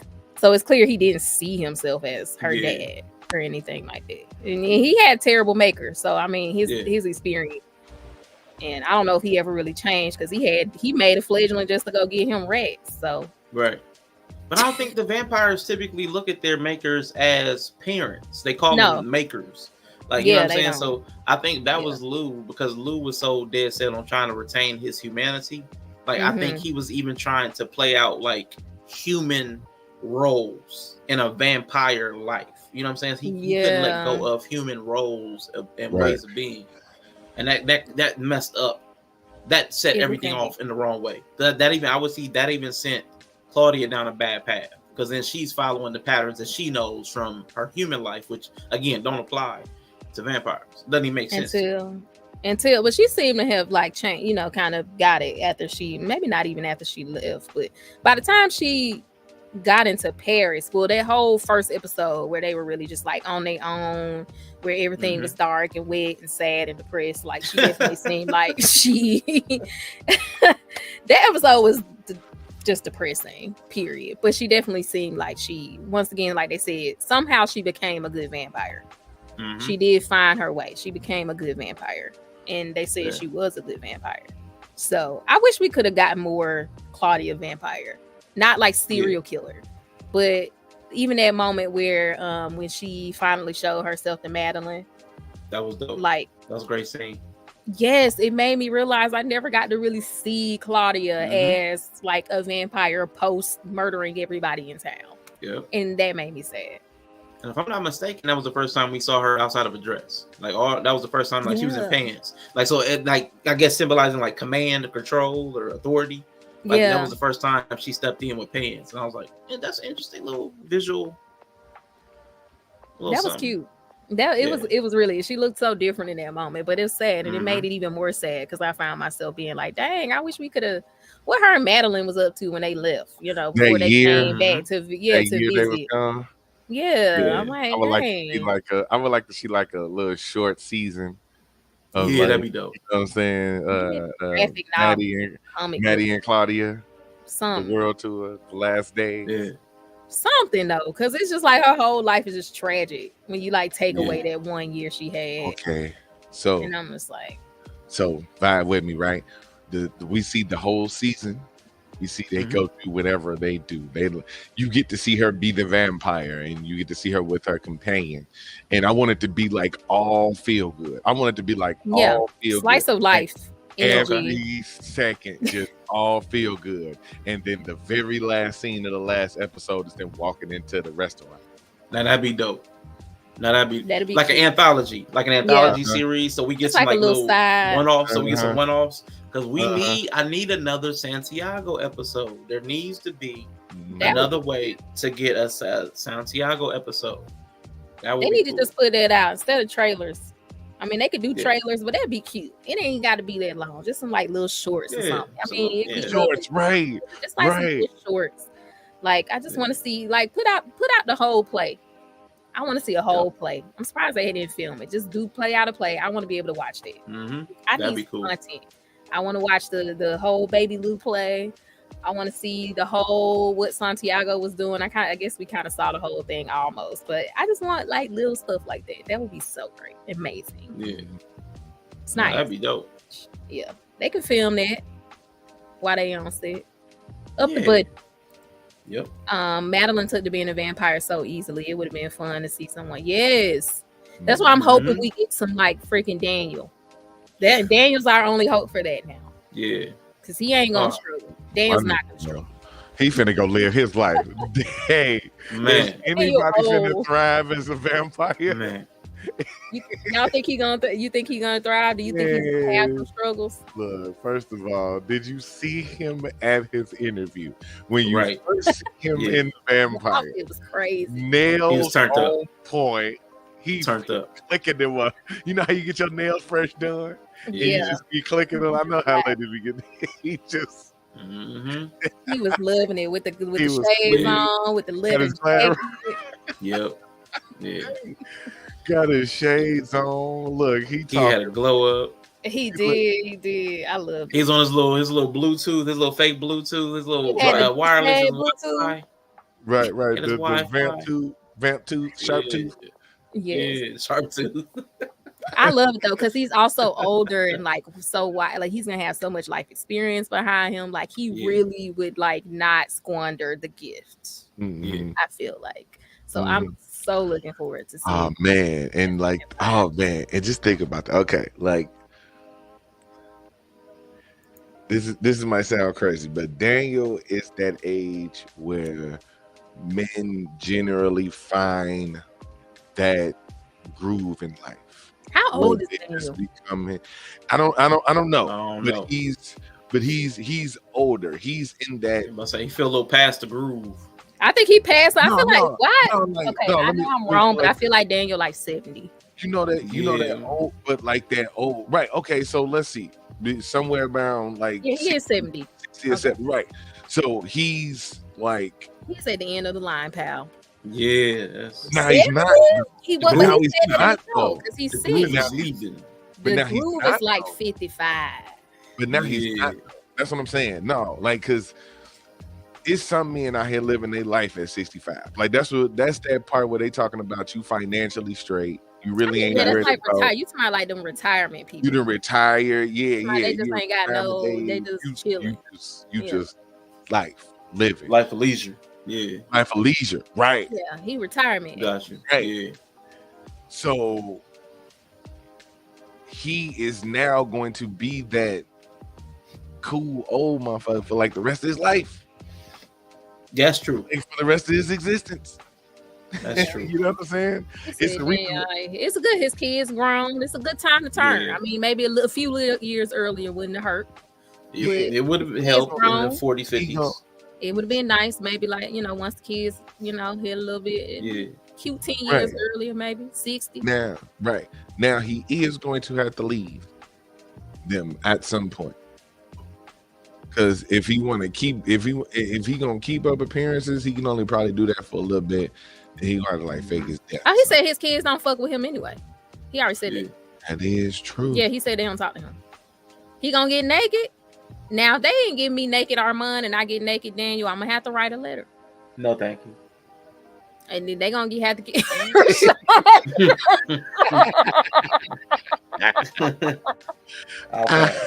They will do it. They will do it in a classy way. I think they will. They will. He said sign the name. So we're gonna have to get a Daniel and Armand scene. Let's go. Okay. Rshaun scared. And we're gonna have to do a follow-up show when the episode come out. I'm gonna get Rshaun and say, come on up. I want to see your face. No. We do not need to see those floaty cheeks, man. I don't think it's gonna be floaty cheeks. It'll be less of a floaty cheeks. I think they're gonna have kind of like a crazy dynamic. If those two hook up, their dynamic is gonna be weird. I'm just saying, and I ain't gonna go there. I'm gonna let that. He said, leave "Let my that mind. intrusive thought go." I'm gonna let that go.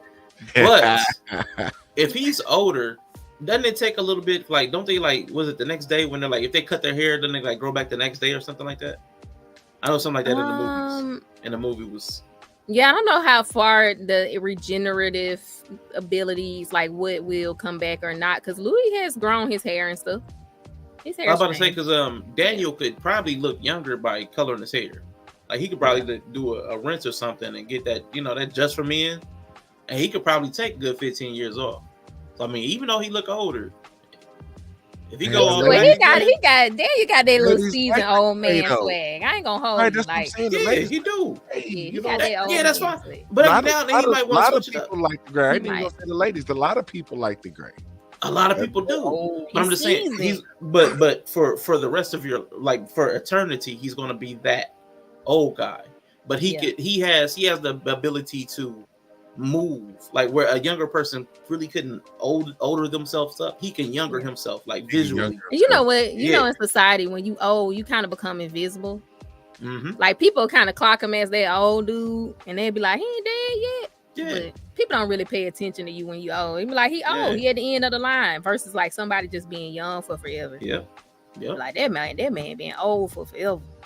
Because he could actually go and meet somebody with the black end and be like 50 and be with them for like 20 years and just like put less black. You know what I'm saying? He could just You want to see it again? Yeah. Season 3 will be. I'm looking forward to season 3 very much. So and then as far as Armand, what do we want to see from my Pookie baby angel, sweet beige bear, fire, Armand, sunlight, elbow. Why y'all? Vitamin D from the source. I can understand the need for him to be dead because everybody else in the coven who killed Claudia and conspired against her was murdered. Mm-hmm. Like, I get that. Like, I understand that they're like, Armand should be in that group too. Absolutely. But, I mean, Louis still alive. Yeah, Louis still alive. And so Louis conspired and tried to kill Lestat. I mean, that's not the end all be all of who deserves to die. But that's his baby. Like, you can't. All's fair in love and war. They just we need a little Lestat. They just a random ass coven in France. They ain't nobody. This Lestat we talking about. I'm just saying, but I don't think Armand. He's gone right now. He's off with the magnolia tree he took and walked down the street. Yeah, he's gone, which is weird. That part is weird. I'm taking the tree. I just feel like he's pissed. My goddamn tree. Just walking down the street with a tree. I mean, nigga been there before with a whole team. Just petty. I ain't taking nothing else but a tree. It's mine. I mean, so I don't know. I don't think Armand deserved all that. What y'all saying? He made Daniel a vampire. Daniel wanted that. Mm-hmm. He helped Lestat grow. He helped Louis grow into accepting his vampire nature. Okay. Oh, Jesus. Without Armand, Louis wouldn't be where he was at the end of the season. Oh, God. So what are y'all going? What's your answer to that? Lestat wasn't going to help him become okay with his vampiric nature. I need Lestat to rise up out of them rocks. No, I'm so glad he wasn't under the rocks. I'm so glad he was just in the house, just being weird with a playing wood piano. Wood piano. Like, he could have just got a real piano. He could have got a real piano. Why? He's so dramatic. Why? He's so dramatic. So fucking dramatic. He's so dramatic. Like they said, cosplaying poor. Like, why are you? What is the angle here? That was hilarious. So what's in the rocks? I mean, whatever's in the rocks. Nothing was in the rocks. They ain't confirmed. Nothing. They didn't seem like they even hinted at anything being in the rocks. There wasn't even a hint of it. Lestat was being a drama queen because you got a whole iPad and then a wooden piano. Mm-hmm. Right. What is He's that? a vampire. Like he can just compel somebody and get a piano. But he's dramatic because he did bury himself underground for like all them years after Nikki died, which is like so fucking dramatic. He's dramatic. Right. You're right. Just They're all dramatic. They're all dramatic. No, he's a special kind of dramatic. He is. Look at him. Like, look at him in that chair. Look at him. Like, do you not see him? He's so dramatic. He's such a theater kid. He was being a drama queen. So he was practicing the piano on a wooden piano instead of an actual piano. Yep. Siri calls. With Siri doing the music. How you know you playing it right though? So he can convey. It don't even matter. He just had to look. He just had to look. So did he know Louis was in town and he was just like, let me get my old Versace gown robe? Is that same robe from when they smashed that one time? It looked like the same robe. That'd be something. I swear, y'all, it looked like the same robe, but like it's 100 years old. They love a lot of callbacks. They love a lot of callbacks. Yeah. I can see He that. said, yeah, it is the same. It's the same robe. So do y'all think Lestat saw that Louis was in town or felt that Louis was in town and then like did this whole thing? So can he How feel long you him? think? Yeah, he can feel his presence. They can feel him. He's his fledgling. I know he can't read his mind because he turned him. So he, but he can feel his he's his fledgling, so he made him.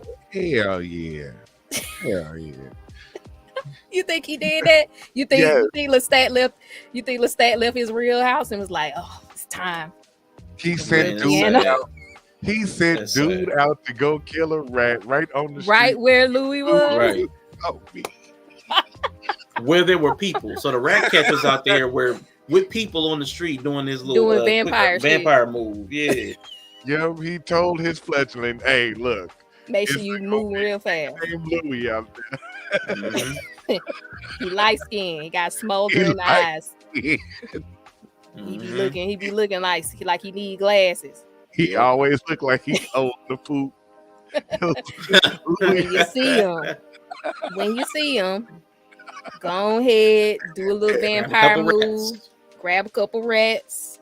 Right. You know what that means. You know what that is, right? You know what that means. You know what that is. Come back in here. Let me get the robe. That robe probably was still in that house. Like, let me go and get the robe. Where was he? Was it their old place? Or Antoinette's or the old? I know somebody had said Antoinette's. I don't think it because the guy, the tour guide was at their old place. That's why I was like, did he sneak around the back or was it? Yeah, it looked like another. It looked like another building. So it was close. Right. It was close though. It was close. It was somewhere close. And that's why I was like, I wonder if it was like the place Louis owned or if it was like Antoinette's place. That's what I was wondering where he was. But it was so close though. Maybe it was still part of the property. Like, that's why I thought maybe he had went around the back, like through an alley and through the back door or something. Yeah. Because it was boarded up. You really couldn't see in there. So, and they vampires, so you can't hear them doing what the fuck they're doing. They just in there. Yeah, so that's what I thought. I thought maybe he was still in their house. But if y'all know in the chat, let me know. That road was nasty. I feel like the road was just there. He took his time to draw and cut that piano. He could pretend to play it if he wants to. That is so dramatic. That's right, man. I love it though. It was very good. It was very good. I don't doubt that Lestat was suffering, but I don't. It was across the Mississippi. Yeah, her place was across the Mississippi. Okay. Yeah. So it might have been their place, which is romantic.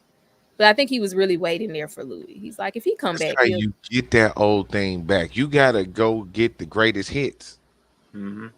You got because wasn't the but song, he could have had that place fixed up though. He got money. He could have. Because wasn't the song he was playing the one song that the dude wrote?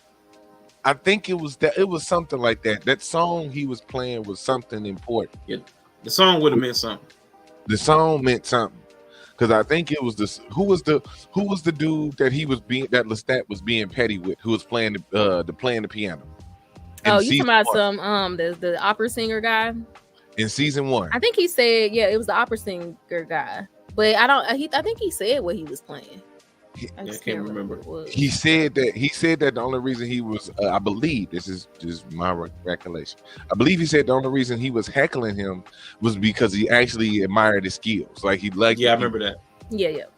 You know. I think because when he was talking about the song, when Lestat was talking about, I think he said he was something about he was there when he wrote it, or the person who originally composed it, or something like that. Not the actual singer, but I think that's why he was being hard on him about that particular song or something like that. Right. That was a jazz, but it was It wasn't not the one when he was heckling them at the jazz. Okay, so when he said he was there when he wrote it, that was at the jazz bar. But yeah, I'm not sure. I have to go back and look at what song it was. Because he was saying he was about to go on tour, but I don't think he's going on a classical music tour, so I don't know what he's doing. Yeah. Yeah, but you know, it was very dramatic, but it was great. It was what we wanted. It was a great build up moment. Nah, it was good. That was just I mean, that was even though the 2 seasons felt dramatically different, they were both. I find it really hard to think that it's humanly possible because of my history watching television and movies. To make what was that 13 consecutive episodes? How many is that? 7 and 8, or was that 15?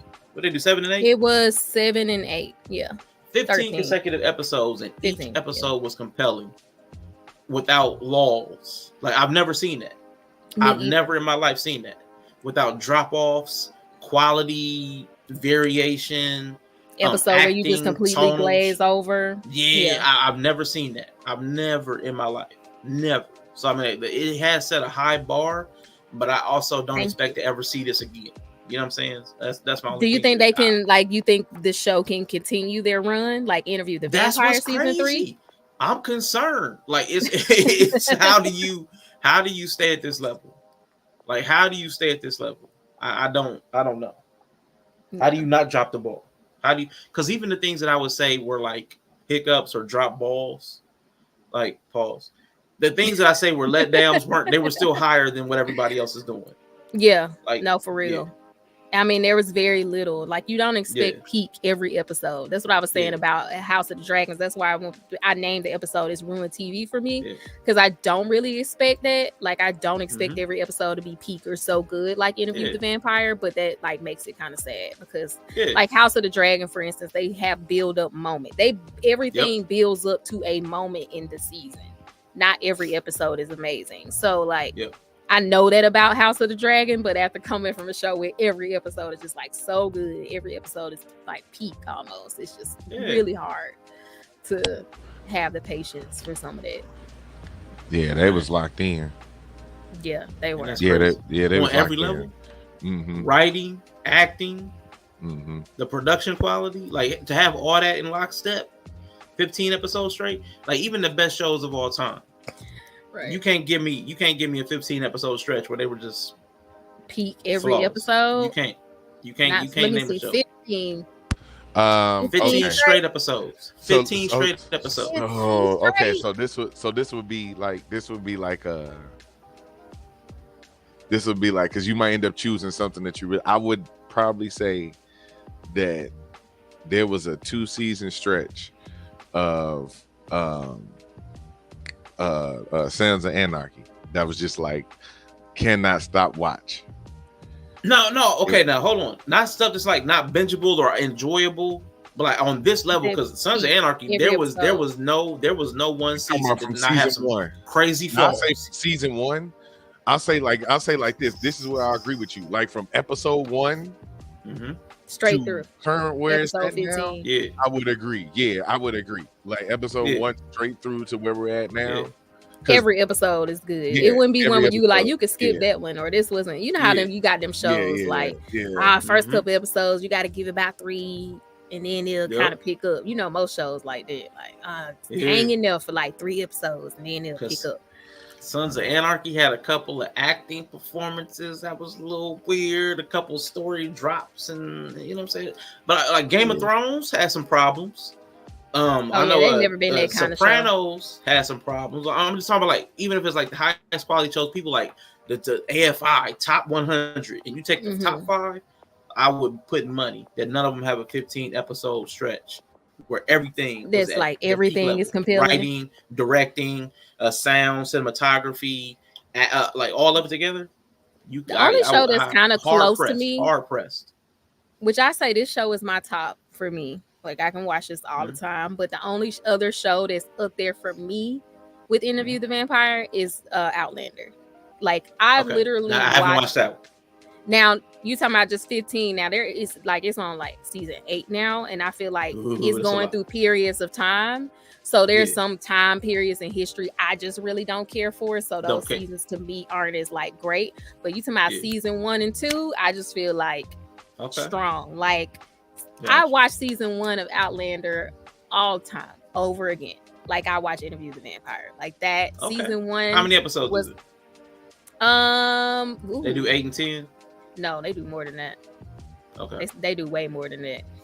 I think it's like usually like 15 or so, 14. I don't know. Because somebody in the chat sent me.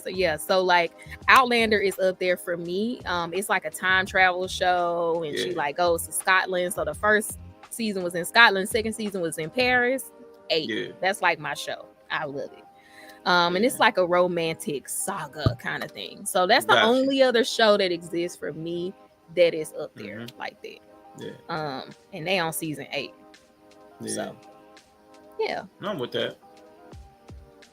But yeah, I'm looking forward to Vikings. Vikings had a couple of seasons, but they would slip too. They had some slippage. Some slippage. Yellow Jackets was cool. Strange choices. They had some slippage too. Yes, y'all. Yeah, look, Outlander's my shit. That's like a personal special one for me. Like if somebody was like, watch it, no, because I be ugly crying. I can't.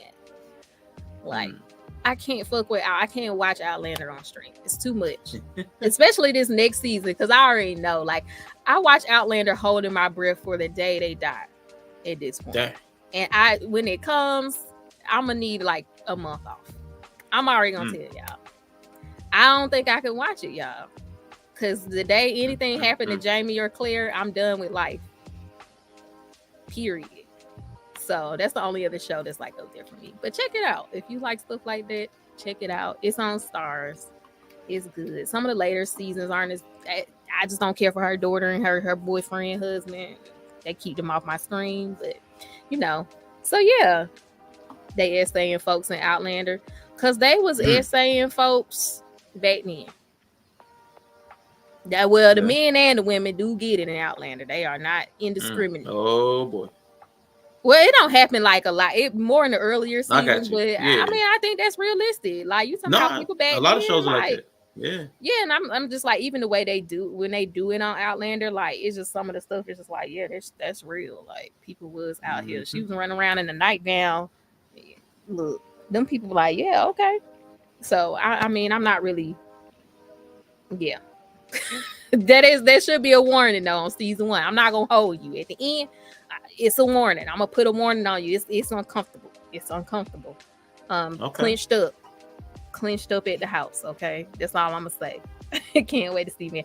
Yeah, I don't know who's coming next, but I'm very excited. Any other thoughts y'all want to give about Interview with the Vampire? What y'all hope to see besides my Pookie baby Angel Bear's death? Y'all ain't gonna get it. Let me tell y'all now, because one thing about Armand is a survivor. He's a survivor. He's a roach. Not a roach. He's a survivor. He's a roach. A strong, independent vampire. Can't kill him. Strong, independent roach. Independent vampire. Not a boil. Can't get rid of him. Armand is angelic. Y'all seen that face card? It never declines. The face card is always face card never declines. Like y'all can hate. Okay. It also never tells the truth. It don't have to. Since when is the truth? Y'all sound like Joe Biden right now. Nobody care. Yeah, nobody cares because Louis lied, Lestat lied, Claudia lied, everybody lied, but y'all can't seem to get over it when it's Armand. And I feel like it's racist. I'm just gonna say it's racist. It's racist. It is. What? Nah, it's racist. It ain't racist. It's racist. Nope. It's racist. I'm just calling it racism because y'all acting like y'all faves don't lie. I had to think about it. No, it's. I had to think about it. She did. She lied. She told one lie. What is that lie about? She told one lie. Are you really? But y'all really sitting here acting like y'all faves? She was forced to tell that lie because they threatened to kill her. She had to lie to save her life because they were going to kill her for being made. How did they punish her?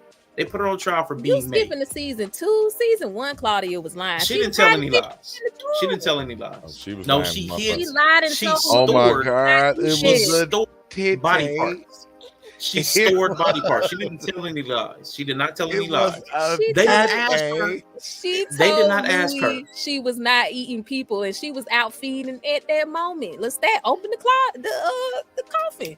She wasn't eating people. She was tasting them. A tite. It was a tite. It was a tite, but she did not eat it because she still had it. But she had a dead man in the wardrobe when the popo came. Was it you want your tite and eat it too? She didn't eat it because she had it. You know what I'm saying? So she didn't eat it. They don't eat flesh. They just drain the blood. She had whole dead man in the wardrobe with flies. There you go. So she wasn't eating them. She was collecting. Just saying. So she be lying. She was learning. Lestat doesn't lie. He omission. Lying by omission is a thing. That's what I'm talking about. No. Yes. No. That is an actual thing called lying by omission, and that's Lestat's favorite brand of lying by omission. Yeah. And how did you not know it was your own voice? Like, what was that, Lestat? What was that? Did Armand write that? When Louis was like, you told me come to me, and Lestat was on stage talking about, I didn't say that. That wasn't me. That was funny. That wasn't a lie? Yellow? Yeah. That wasn't a lie? He said he did lie and say Louis hunted me. Louis hunted me. No. He was a predator. No. I was a poor defenseless white woman and he was a black predator. No, that was not a lie because I had super strength, but yet he subdued me. And acting is pretending. With his and pretending and having an imagination is not a lie, okay? That was such a lie. Oh, he pulled his knife on his brother. What could I do to stop him? That was such a caring moment. That was so caring energy right there. That was so crazy to me. I had to submit to him. He ain't up blaming on his own Brody. It was his truth. It was his truth. Lestat is not scared of being stabbed. That in that scene where he swam across the Mississippi to go to break it up. Louis stabbed Lestat. Why you think he ain't scared? He ain't scared. But I'm just saying he's not scared of being stabbed because it does not kill him. It's not like a stake through a vampire kills them because Louis stabbed him for real when they made up. And they did not kill. He stabbed him when he was killing the priest in the church. Louis a stabber. Yeah. He's a stabber. So I'm just saying. Lestat ain't and wasn't never scared to get stabbed. Necessarily for him to bring up his fear. Okay, it was just like bringing the attention of how dangerous. All y'all faves lie, but when my fave lie, it's an issue. That's all I'm saying. It's the type of lie, man. Maybe it's the type of lie. A lie is a lie. It is. Armand tell the biggest lies though. Does he, or he just do them the best? Because y'all care to get caught first. The story. See, that's the thing about it. As long as everybody, as long as we all lying about the same story, as long as we ain't all lying about the same story. They are lying about the same story because Lestat said he was hunted. See, hunted. That could have been. That could have been a thought put in place by Armand. Lying ass. I'm just saying, all y'all faves lie. I'm just saying, Louis lied in Lestat's face, knowing he was gonna murder that man later. But Claudia is a child. They did a whole heist lying to Lestat. She is not a child. She is a child. Stop saying she's a child. She's a 65-year-old child. Okay, she was turned as a child. Her brain is She's small. a perpetual child. She's a perpetual child. Ending. So she's 10, 20, 30, 40, 50, 60, 70-year-old child. She's limited. She'll never be an adult. She'll always be a child. Okay. Well, you know what? I'm just saying, it looks like I won that argument because y'all all started defending y'all fave. So all I'm saying is, get off Armand. He's a liar, but so is everybody else. Everybody's a liar. Unfair. Everybody lies for their own reasons to protect themselves, just like Armand does. Okay. So listen, I got two things I want to say before we get out of here. One, because it was an intrusive thought. The reason Armand took the tree to be petty was he was trying to rip out Louis' spindly roots. So he ran off with the spindly roots. And I was like, that's kind of cute. He did well. What what is it like? Somebody in the chat's gonna have to help me out because I know when they were in was it Germany? They were like when they had the blood, he was like the blood, like I know why we're cold. It was like because the blood it tastes of something and misery. Everybody was so depressed. It was like oil. Yeah. So I'm thinking that the blood tastes like the blood of Romania. Thank you. Like the blood, there's something in the blood that the vampires and it alters them, like you are what you eat type thing. So I'm thinking that the blood where they are, which is why blood, like the vampires have covens in specific cities because the blood is more lively because the people are more lively. Like so they have to go places where the people are a certain way to feed off of. Like kind of like how humans adapted to be around water. Yeah. Like vampires have to be around. It's like Parisians taste better. Like so they can actually thrive off of thriving humans. Like so they have to be around thriving humans to thrive. Like because you are what you eat. So they sad, depressed, dying people. They're sad, depressed, dying zombie vampires out in the woods looking all crazy. Right. Bitterness and misery. Thank you. You late to the party? Yeah, I was just getting there. Always cold. I was just getting their wrap up thoughts about the show because I know me and Twan had a chance, but Rshaun and Yella didn't have a chance to kind of get their thoughts about the last batch of episodes and stuff out. So what was your thought about it? Was it related to? No, I just thought it was interesting, like as far as like the evolution of like humanity, like juxtaposed against like the evolution of vampires, like their diet kind of determine where they can live. A diet of healthy streamers is what gets you ahead in life. It's true, but I do agree with that. That is interesting. There's bad blood. Yeah, that concept that some blood is bad is interesting. So yeah, I mean, so would that mean that the vampires probably left slaves alone? I would assume. I mean, probably the oppression. They couldn't stomach oppression, probably. Yeah, or they probably would have been. That's just interesting. Like if you think about it, I'm like, they probably wouldn't have enjoyed that. The favorite quotes from these 2 seasons. So what's some of y'all favorite quotes from season 1? For season 1 first. So many. Of course he's got his spindly roots. Yeah, let me know, chat, y'all favorite quotes. His spindly roots. That one's the spindly roots. That whole quote, like that whole dialogue. Yeah, that whole monologue was eating. That monologue, thank you. That was amazing. Oh, I like when he got mad when Lestat was following. He was like, and you was watching like some creeper. I always like that. Calling him a creep because he was watching him. I love that. It's gonna sound weird. I got 2 of them. I gotta get ready to head out. So I got 2 of them, and one of them's gonna sound really weird. So we'll give you the really weird one first. All right, getting the coffin face down. Oh yeah. Season 2. Dope. That's season 2. Yeah, season 2. That is the quote. Yeah, that was season 2. Yeah, face down and read it too. Right. I can't even see. That was crazy. Everybody was clutching. Everybody was clutching and moving and fanning with it. It was hilarious. That was hilarious. You started moving. I think Twan, he flipped out that fan. Twan's fan. He in the seat like. Whoa, brother. Like, how did Twan, was Twan holding the fan the whole time? Because all of a sudden this fan. He did not pull out the fan. In my memory, he did. I started drinking heavily. I just started drinking heavily. In my memory, Twan pulled out his fan. That is Santiago, obviously, with the ashes. And my other one, I was gonna say my other one before I go was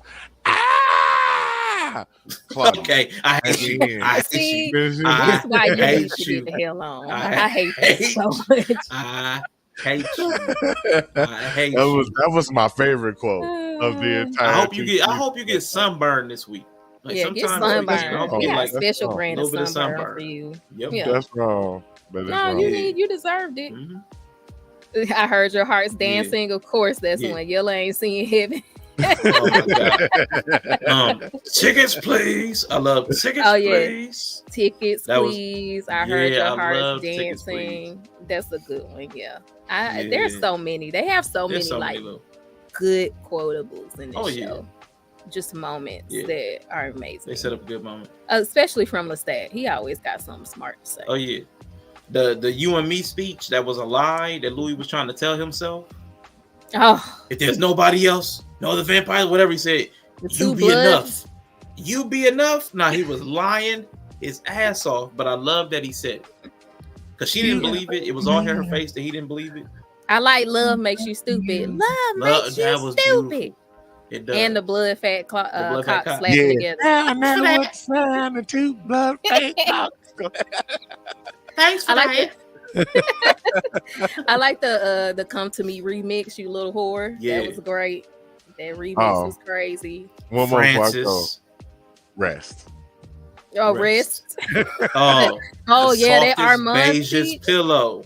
Softest beige pillow. God. You are a library of confusion. That's a good one. I love that one for season 1. My God. All right, y'all. I'm be in the chat. Okay. All right, Yellow. Yeah, that's a good one. I like that whole Armand hurricane. Can't do that. The whole script about being interesting or fascinating. Oh my God, fascinating. Speech. Yeah. Yes. That was the writers. Good. The writers. Oh my God. French. I don't know all this dialogue. I don't know how much of this dialogue was from the book. If it was from the book, and see, here's kind of like sidebar thing. If the dialogue from the show was like verbatim in a lot of places from the book, I have a hard time reconciling. That with the ages that this person wrote some of these characters. Yeah. Like Claudia being like 4 or 5. So I think some of this sass is coming. You know what I'm saying? From I would hope so, because it's like I can't reconcile the person that would make this choice here with some of this like poetic prose and stuff. I'm like, it just some of this definitely has more, even some of it more the the modern sass of it all, or the audacity of some of these writers. I think it just is giving that white girl down in Algiers with no nothing ass talking about Antoinette. Shall we walk the streets as guides of easily attainable dreams? Yes. Man, that's some beautiful quotes. Yes, Siri pause. Funny quotes, beautiful quotes. I don't know why that was so funny to me, the whole Siri pause thing. I don't know, there's something about hearing Lestat say Siri pause. It was just crazy. That was hilarious. Yeah, two-tone. Out of the blue, and it threw off it like not in a negative way. It took us like it changed the energy of the moment. Yeah, like, and it took you into it like it was like a roller coaster, like intentional. Yeah, like, but that's so smart though, because I think that's how it would be, seeing your love you haven't seen in a long time. It was like they were frozen with their trauma and hatred for each other. It's almost like that's how it is. You're frozen in that moment, and him being still in the same place in the dirty clothes, like he's stuck in that moment almost. Mm-hmm. And then it was like when he said Siri pause, it felt like all of us, Louis, Lestat, everybody got snatched into like, this isn't then. Yeah. And then, oh my God. What did he say? Did he hurt you? Right when I can't remember. Oh, right, when he said, "Did you hurt yourself?" Did you hurt yourself? Oh my God! Oh, the way he said, "Did you hurt yourself?" When he said, "Did you?" I promise you. Ooh. Now this is out of 2 seasons. That's the one time I had one. Oh, the tear came out. One thug tear, right? And then I saw Lestat's thug tear, and then I wanted to let all the tears flow because I saw me and Lestat was both had that one thug tear. I was like, "Oh my God!" And I was like, "Okay." Damn, they broke me. That was crazy. That was the way he delivered that line. They be acting their ass off. Did you hurt yourself? I was like, oh my God. I was like, God.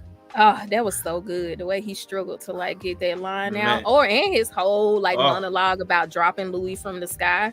Like when he talked about, I saw him clutching for the air, and he like did like that. Yeah, like, man, that was crazy.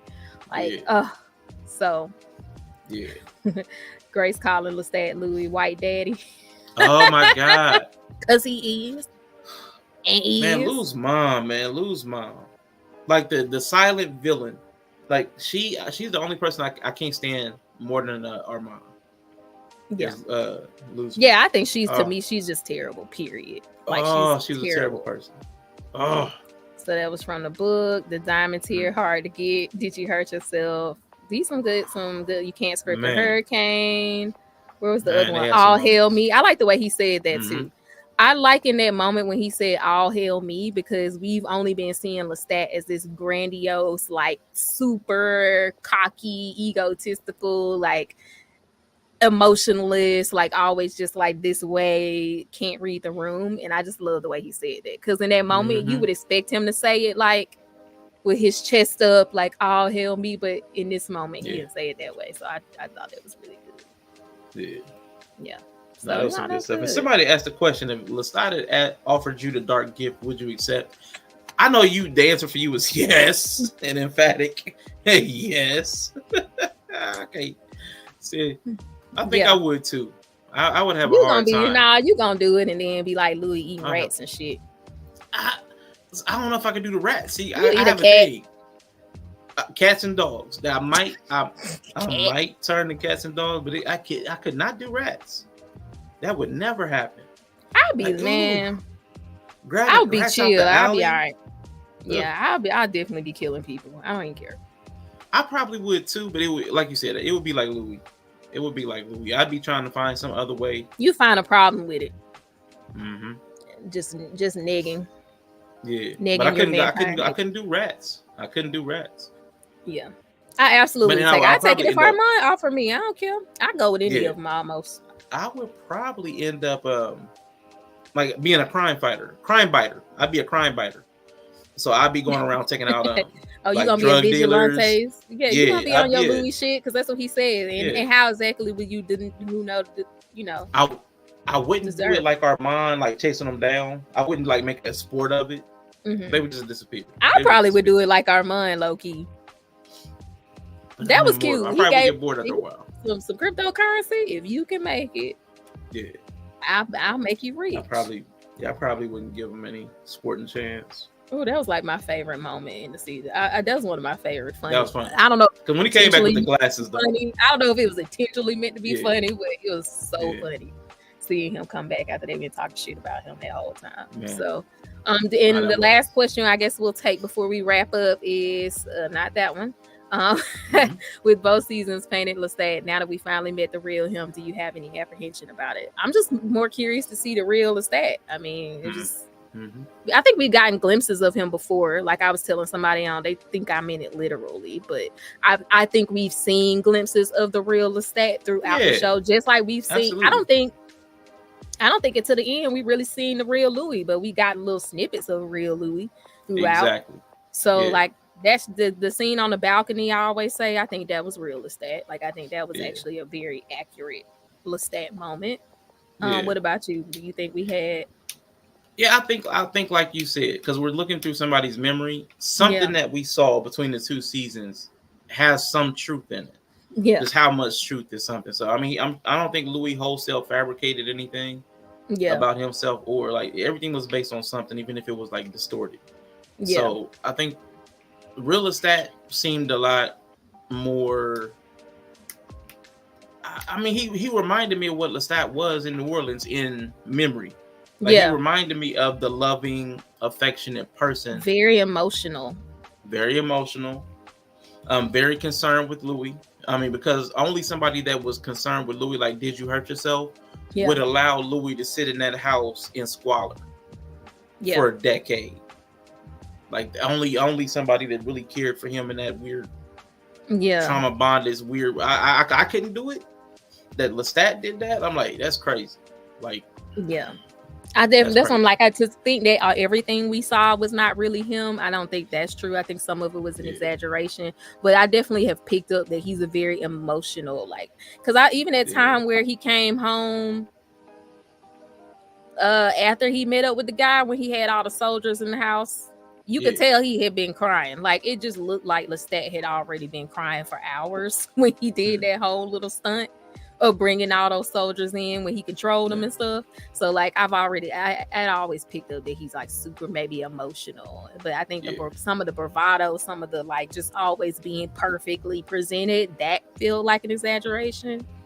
But I think we've got pieces of it. So but I think it'll be the similar. I don't think it'll be too far away from what we've seen. It's just going to be another emotionally compelling drama. More layers. Yeah, it's just gonna be more layers. It's just gonna maybe from a slightly different perspective, but I don't think it's gonna stray too far from what we've seen. Yeah, I think we'll just get more of like the why behind. Maybe like when he's having those moments, we will like understand better like where it's coming from, or we'll see more of those off moments. Because once again, when people tell the story of Lestat, it's always like this grandiose, perfectly primped, perfect suit, tailored version of him. We never get to see anything else but that. So I think we'll just get more of that kind of other side of that. Man, So man, and that was another moment. Speaking of that perfectly primped. When the ghost stat was on the bench with Lou. Yeah. And then when Lou kind of like came to himself, like he was like, "You're making me say these things." He was like, "Say apple, apple." Right. But like that moment, and then like before that, when he was like, "Why did you pick this suit for me?" He was like, "I always like this suit on you." Yeah. It was the whole scene was kind of interesting, even though he was it was weird that he was setting up ghost stat. Yeah. You know, it was weird to even like he's in his own head, like plotting against his own machinations. His own. Like, that's why I was like, now you see that a lot of Louis is almost really his own worst critic, and his own ghost stat was just proof that Louis really is his own ops. Like he really is his own worst enemy. Like all of that stuff that the stat would say was really just Louis. Like this is what he thinks Lestat would even say, or this is what So I mean, I think that was the whole point to me that I really saw with Ghost Stat. We got to see Bomb Stat, the Stat. Yeah. The Stat. So yeah, I mean, I'm very excited. I can't wait. I don't know what they're gonna give us in between. I'm not really putting any hopes on Mayfair Witches, the Talamasca series. I guess we'll see what comes of that. I can't wait for it to come out on Netflix to get a whole bunch of new viewers watching it. And in the meantime, I guess if anything that's really, really good comes out, then right now we're just talking about House of the Dragon. So that's kind of what we're talking about. You don't got to keep shaking your head every time I bring it up. I mean, if you saw when we finally talked about it the other day, it wasn't really, we had a lot to talk about, but a lot of it was criticisms of the first couple episodes, like what they really could have did better and what they didn't do and what we would love to see. And then like episode 4 kind of turned us around a little bit. So I mean, even when we talk about it, it's just like, girl, y'all gonna have to step it up. So I mean, it is what it is. Real quick, I'm sorry. Last no, you okay? Because I wasn't here with you with Twan. Rhaenys being off the show, she's dead. Yeah. Who do you think is going to help Rhaenyra carry Team Black? Damon.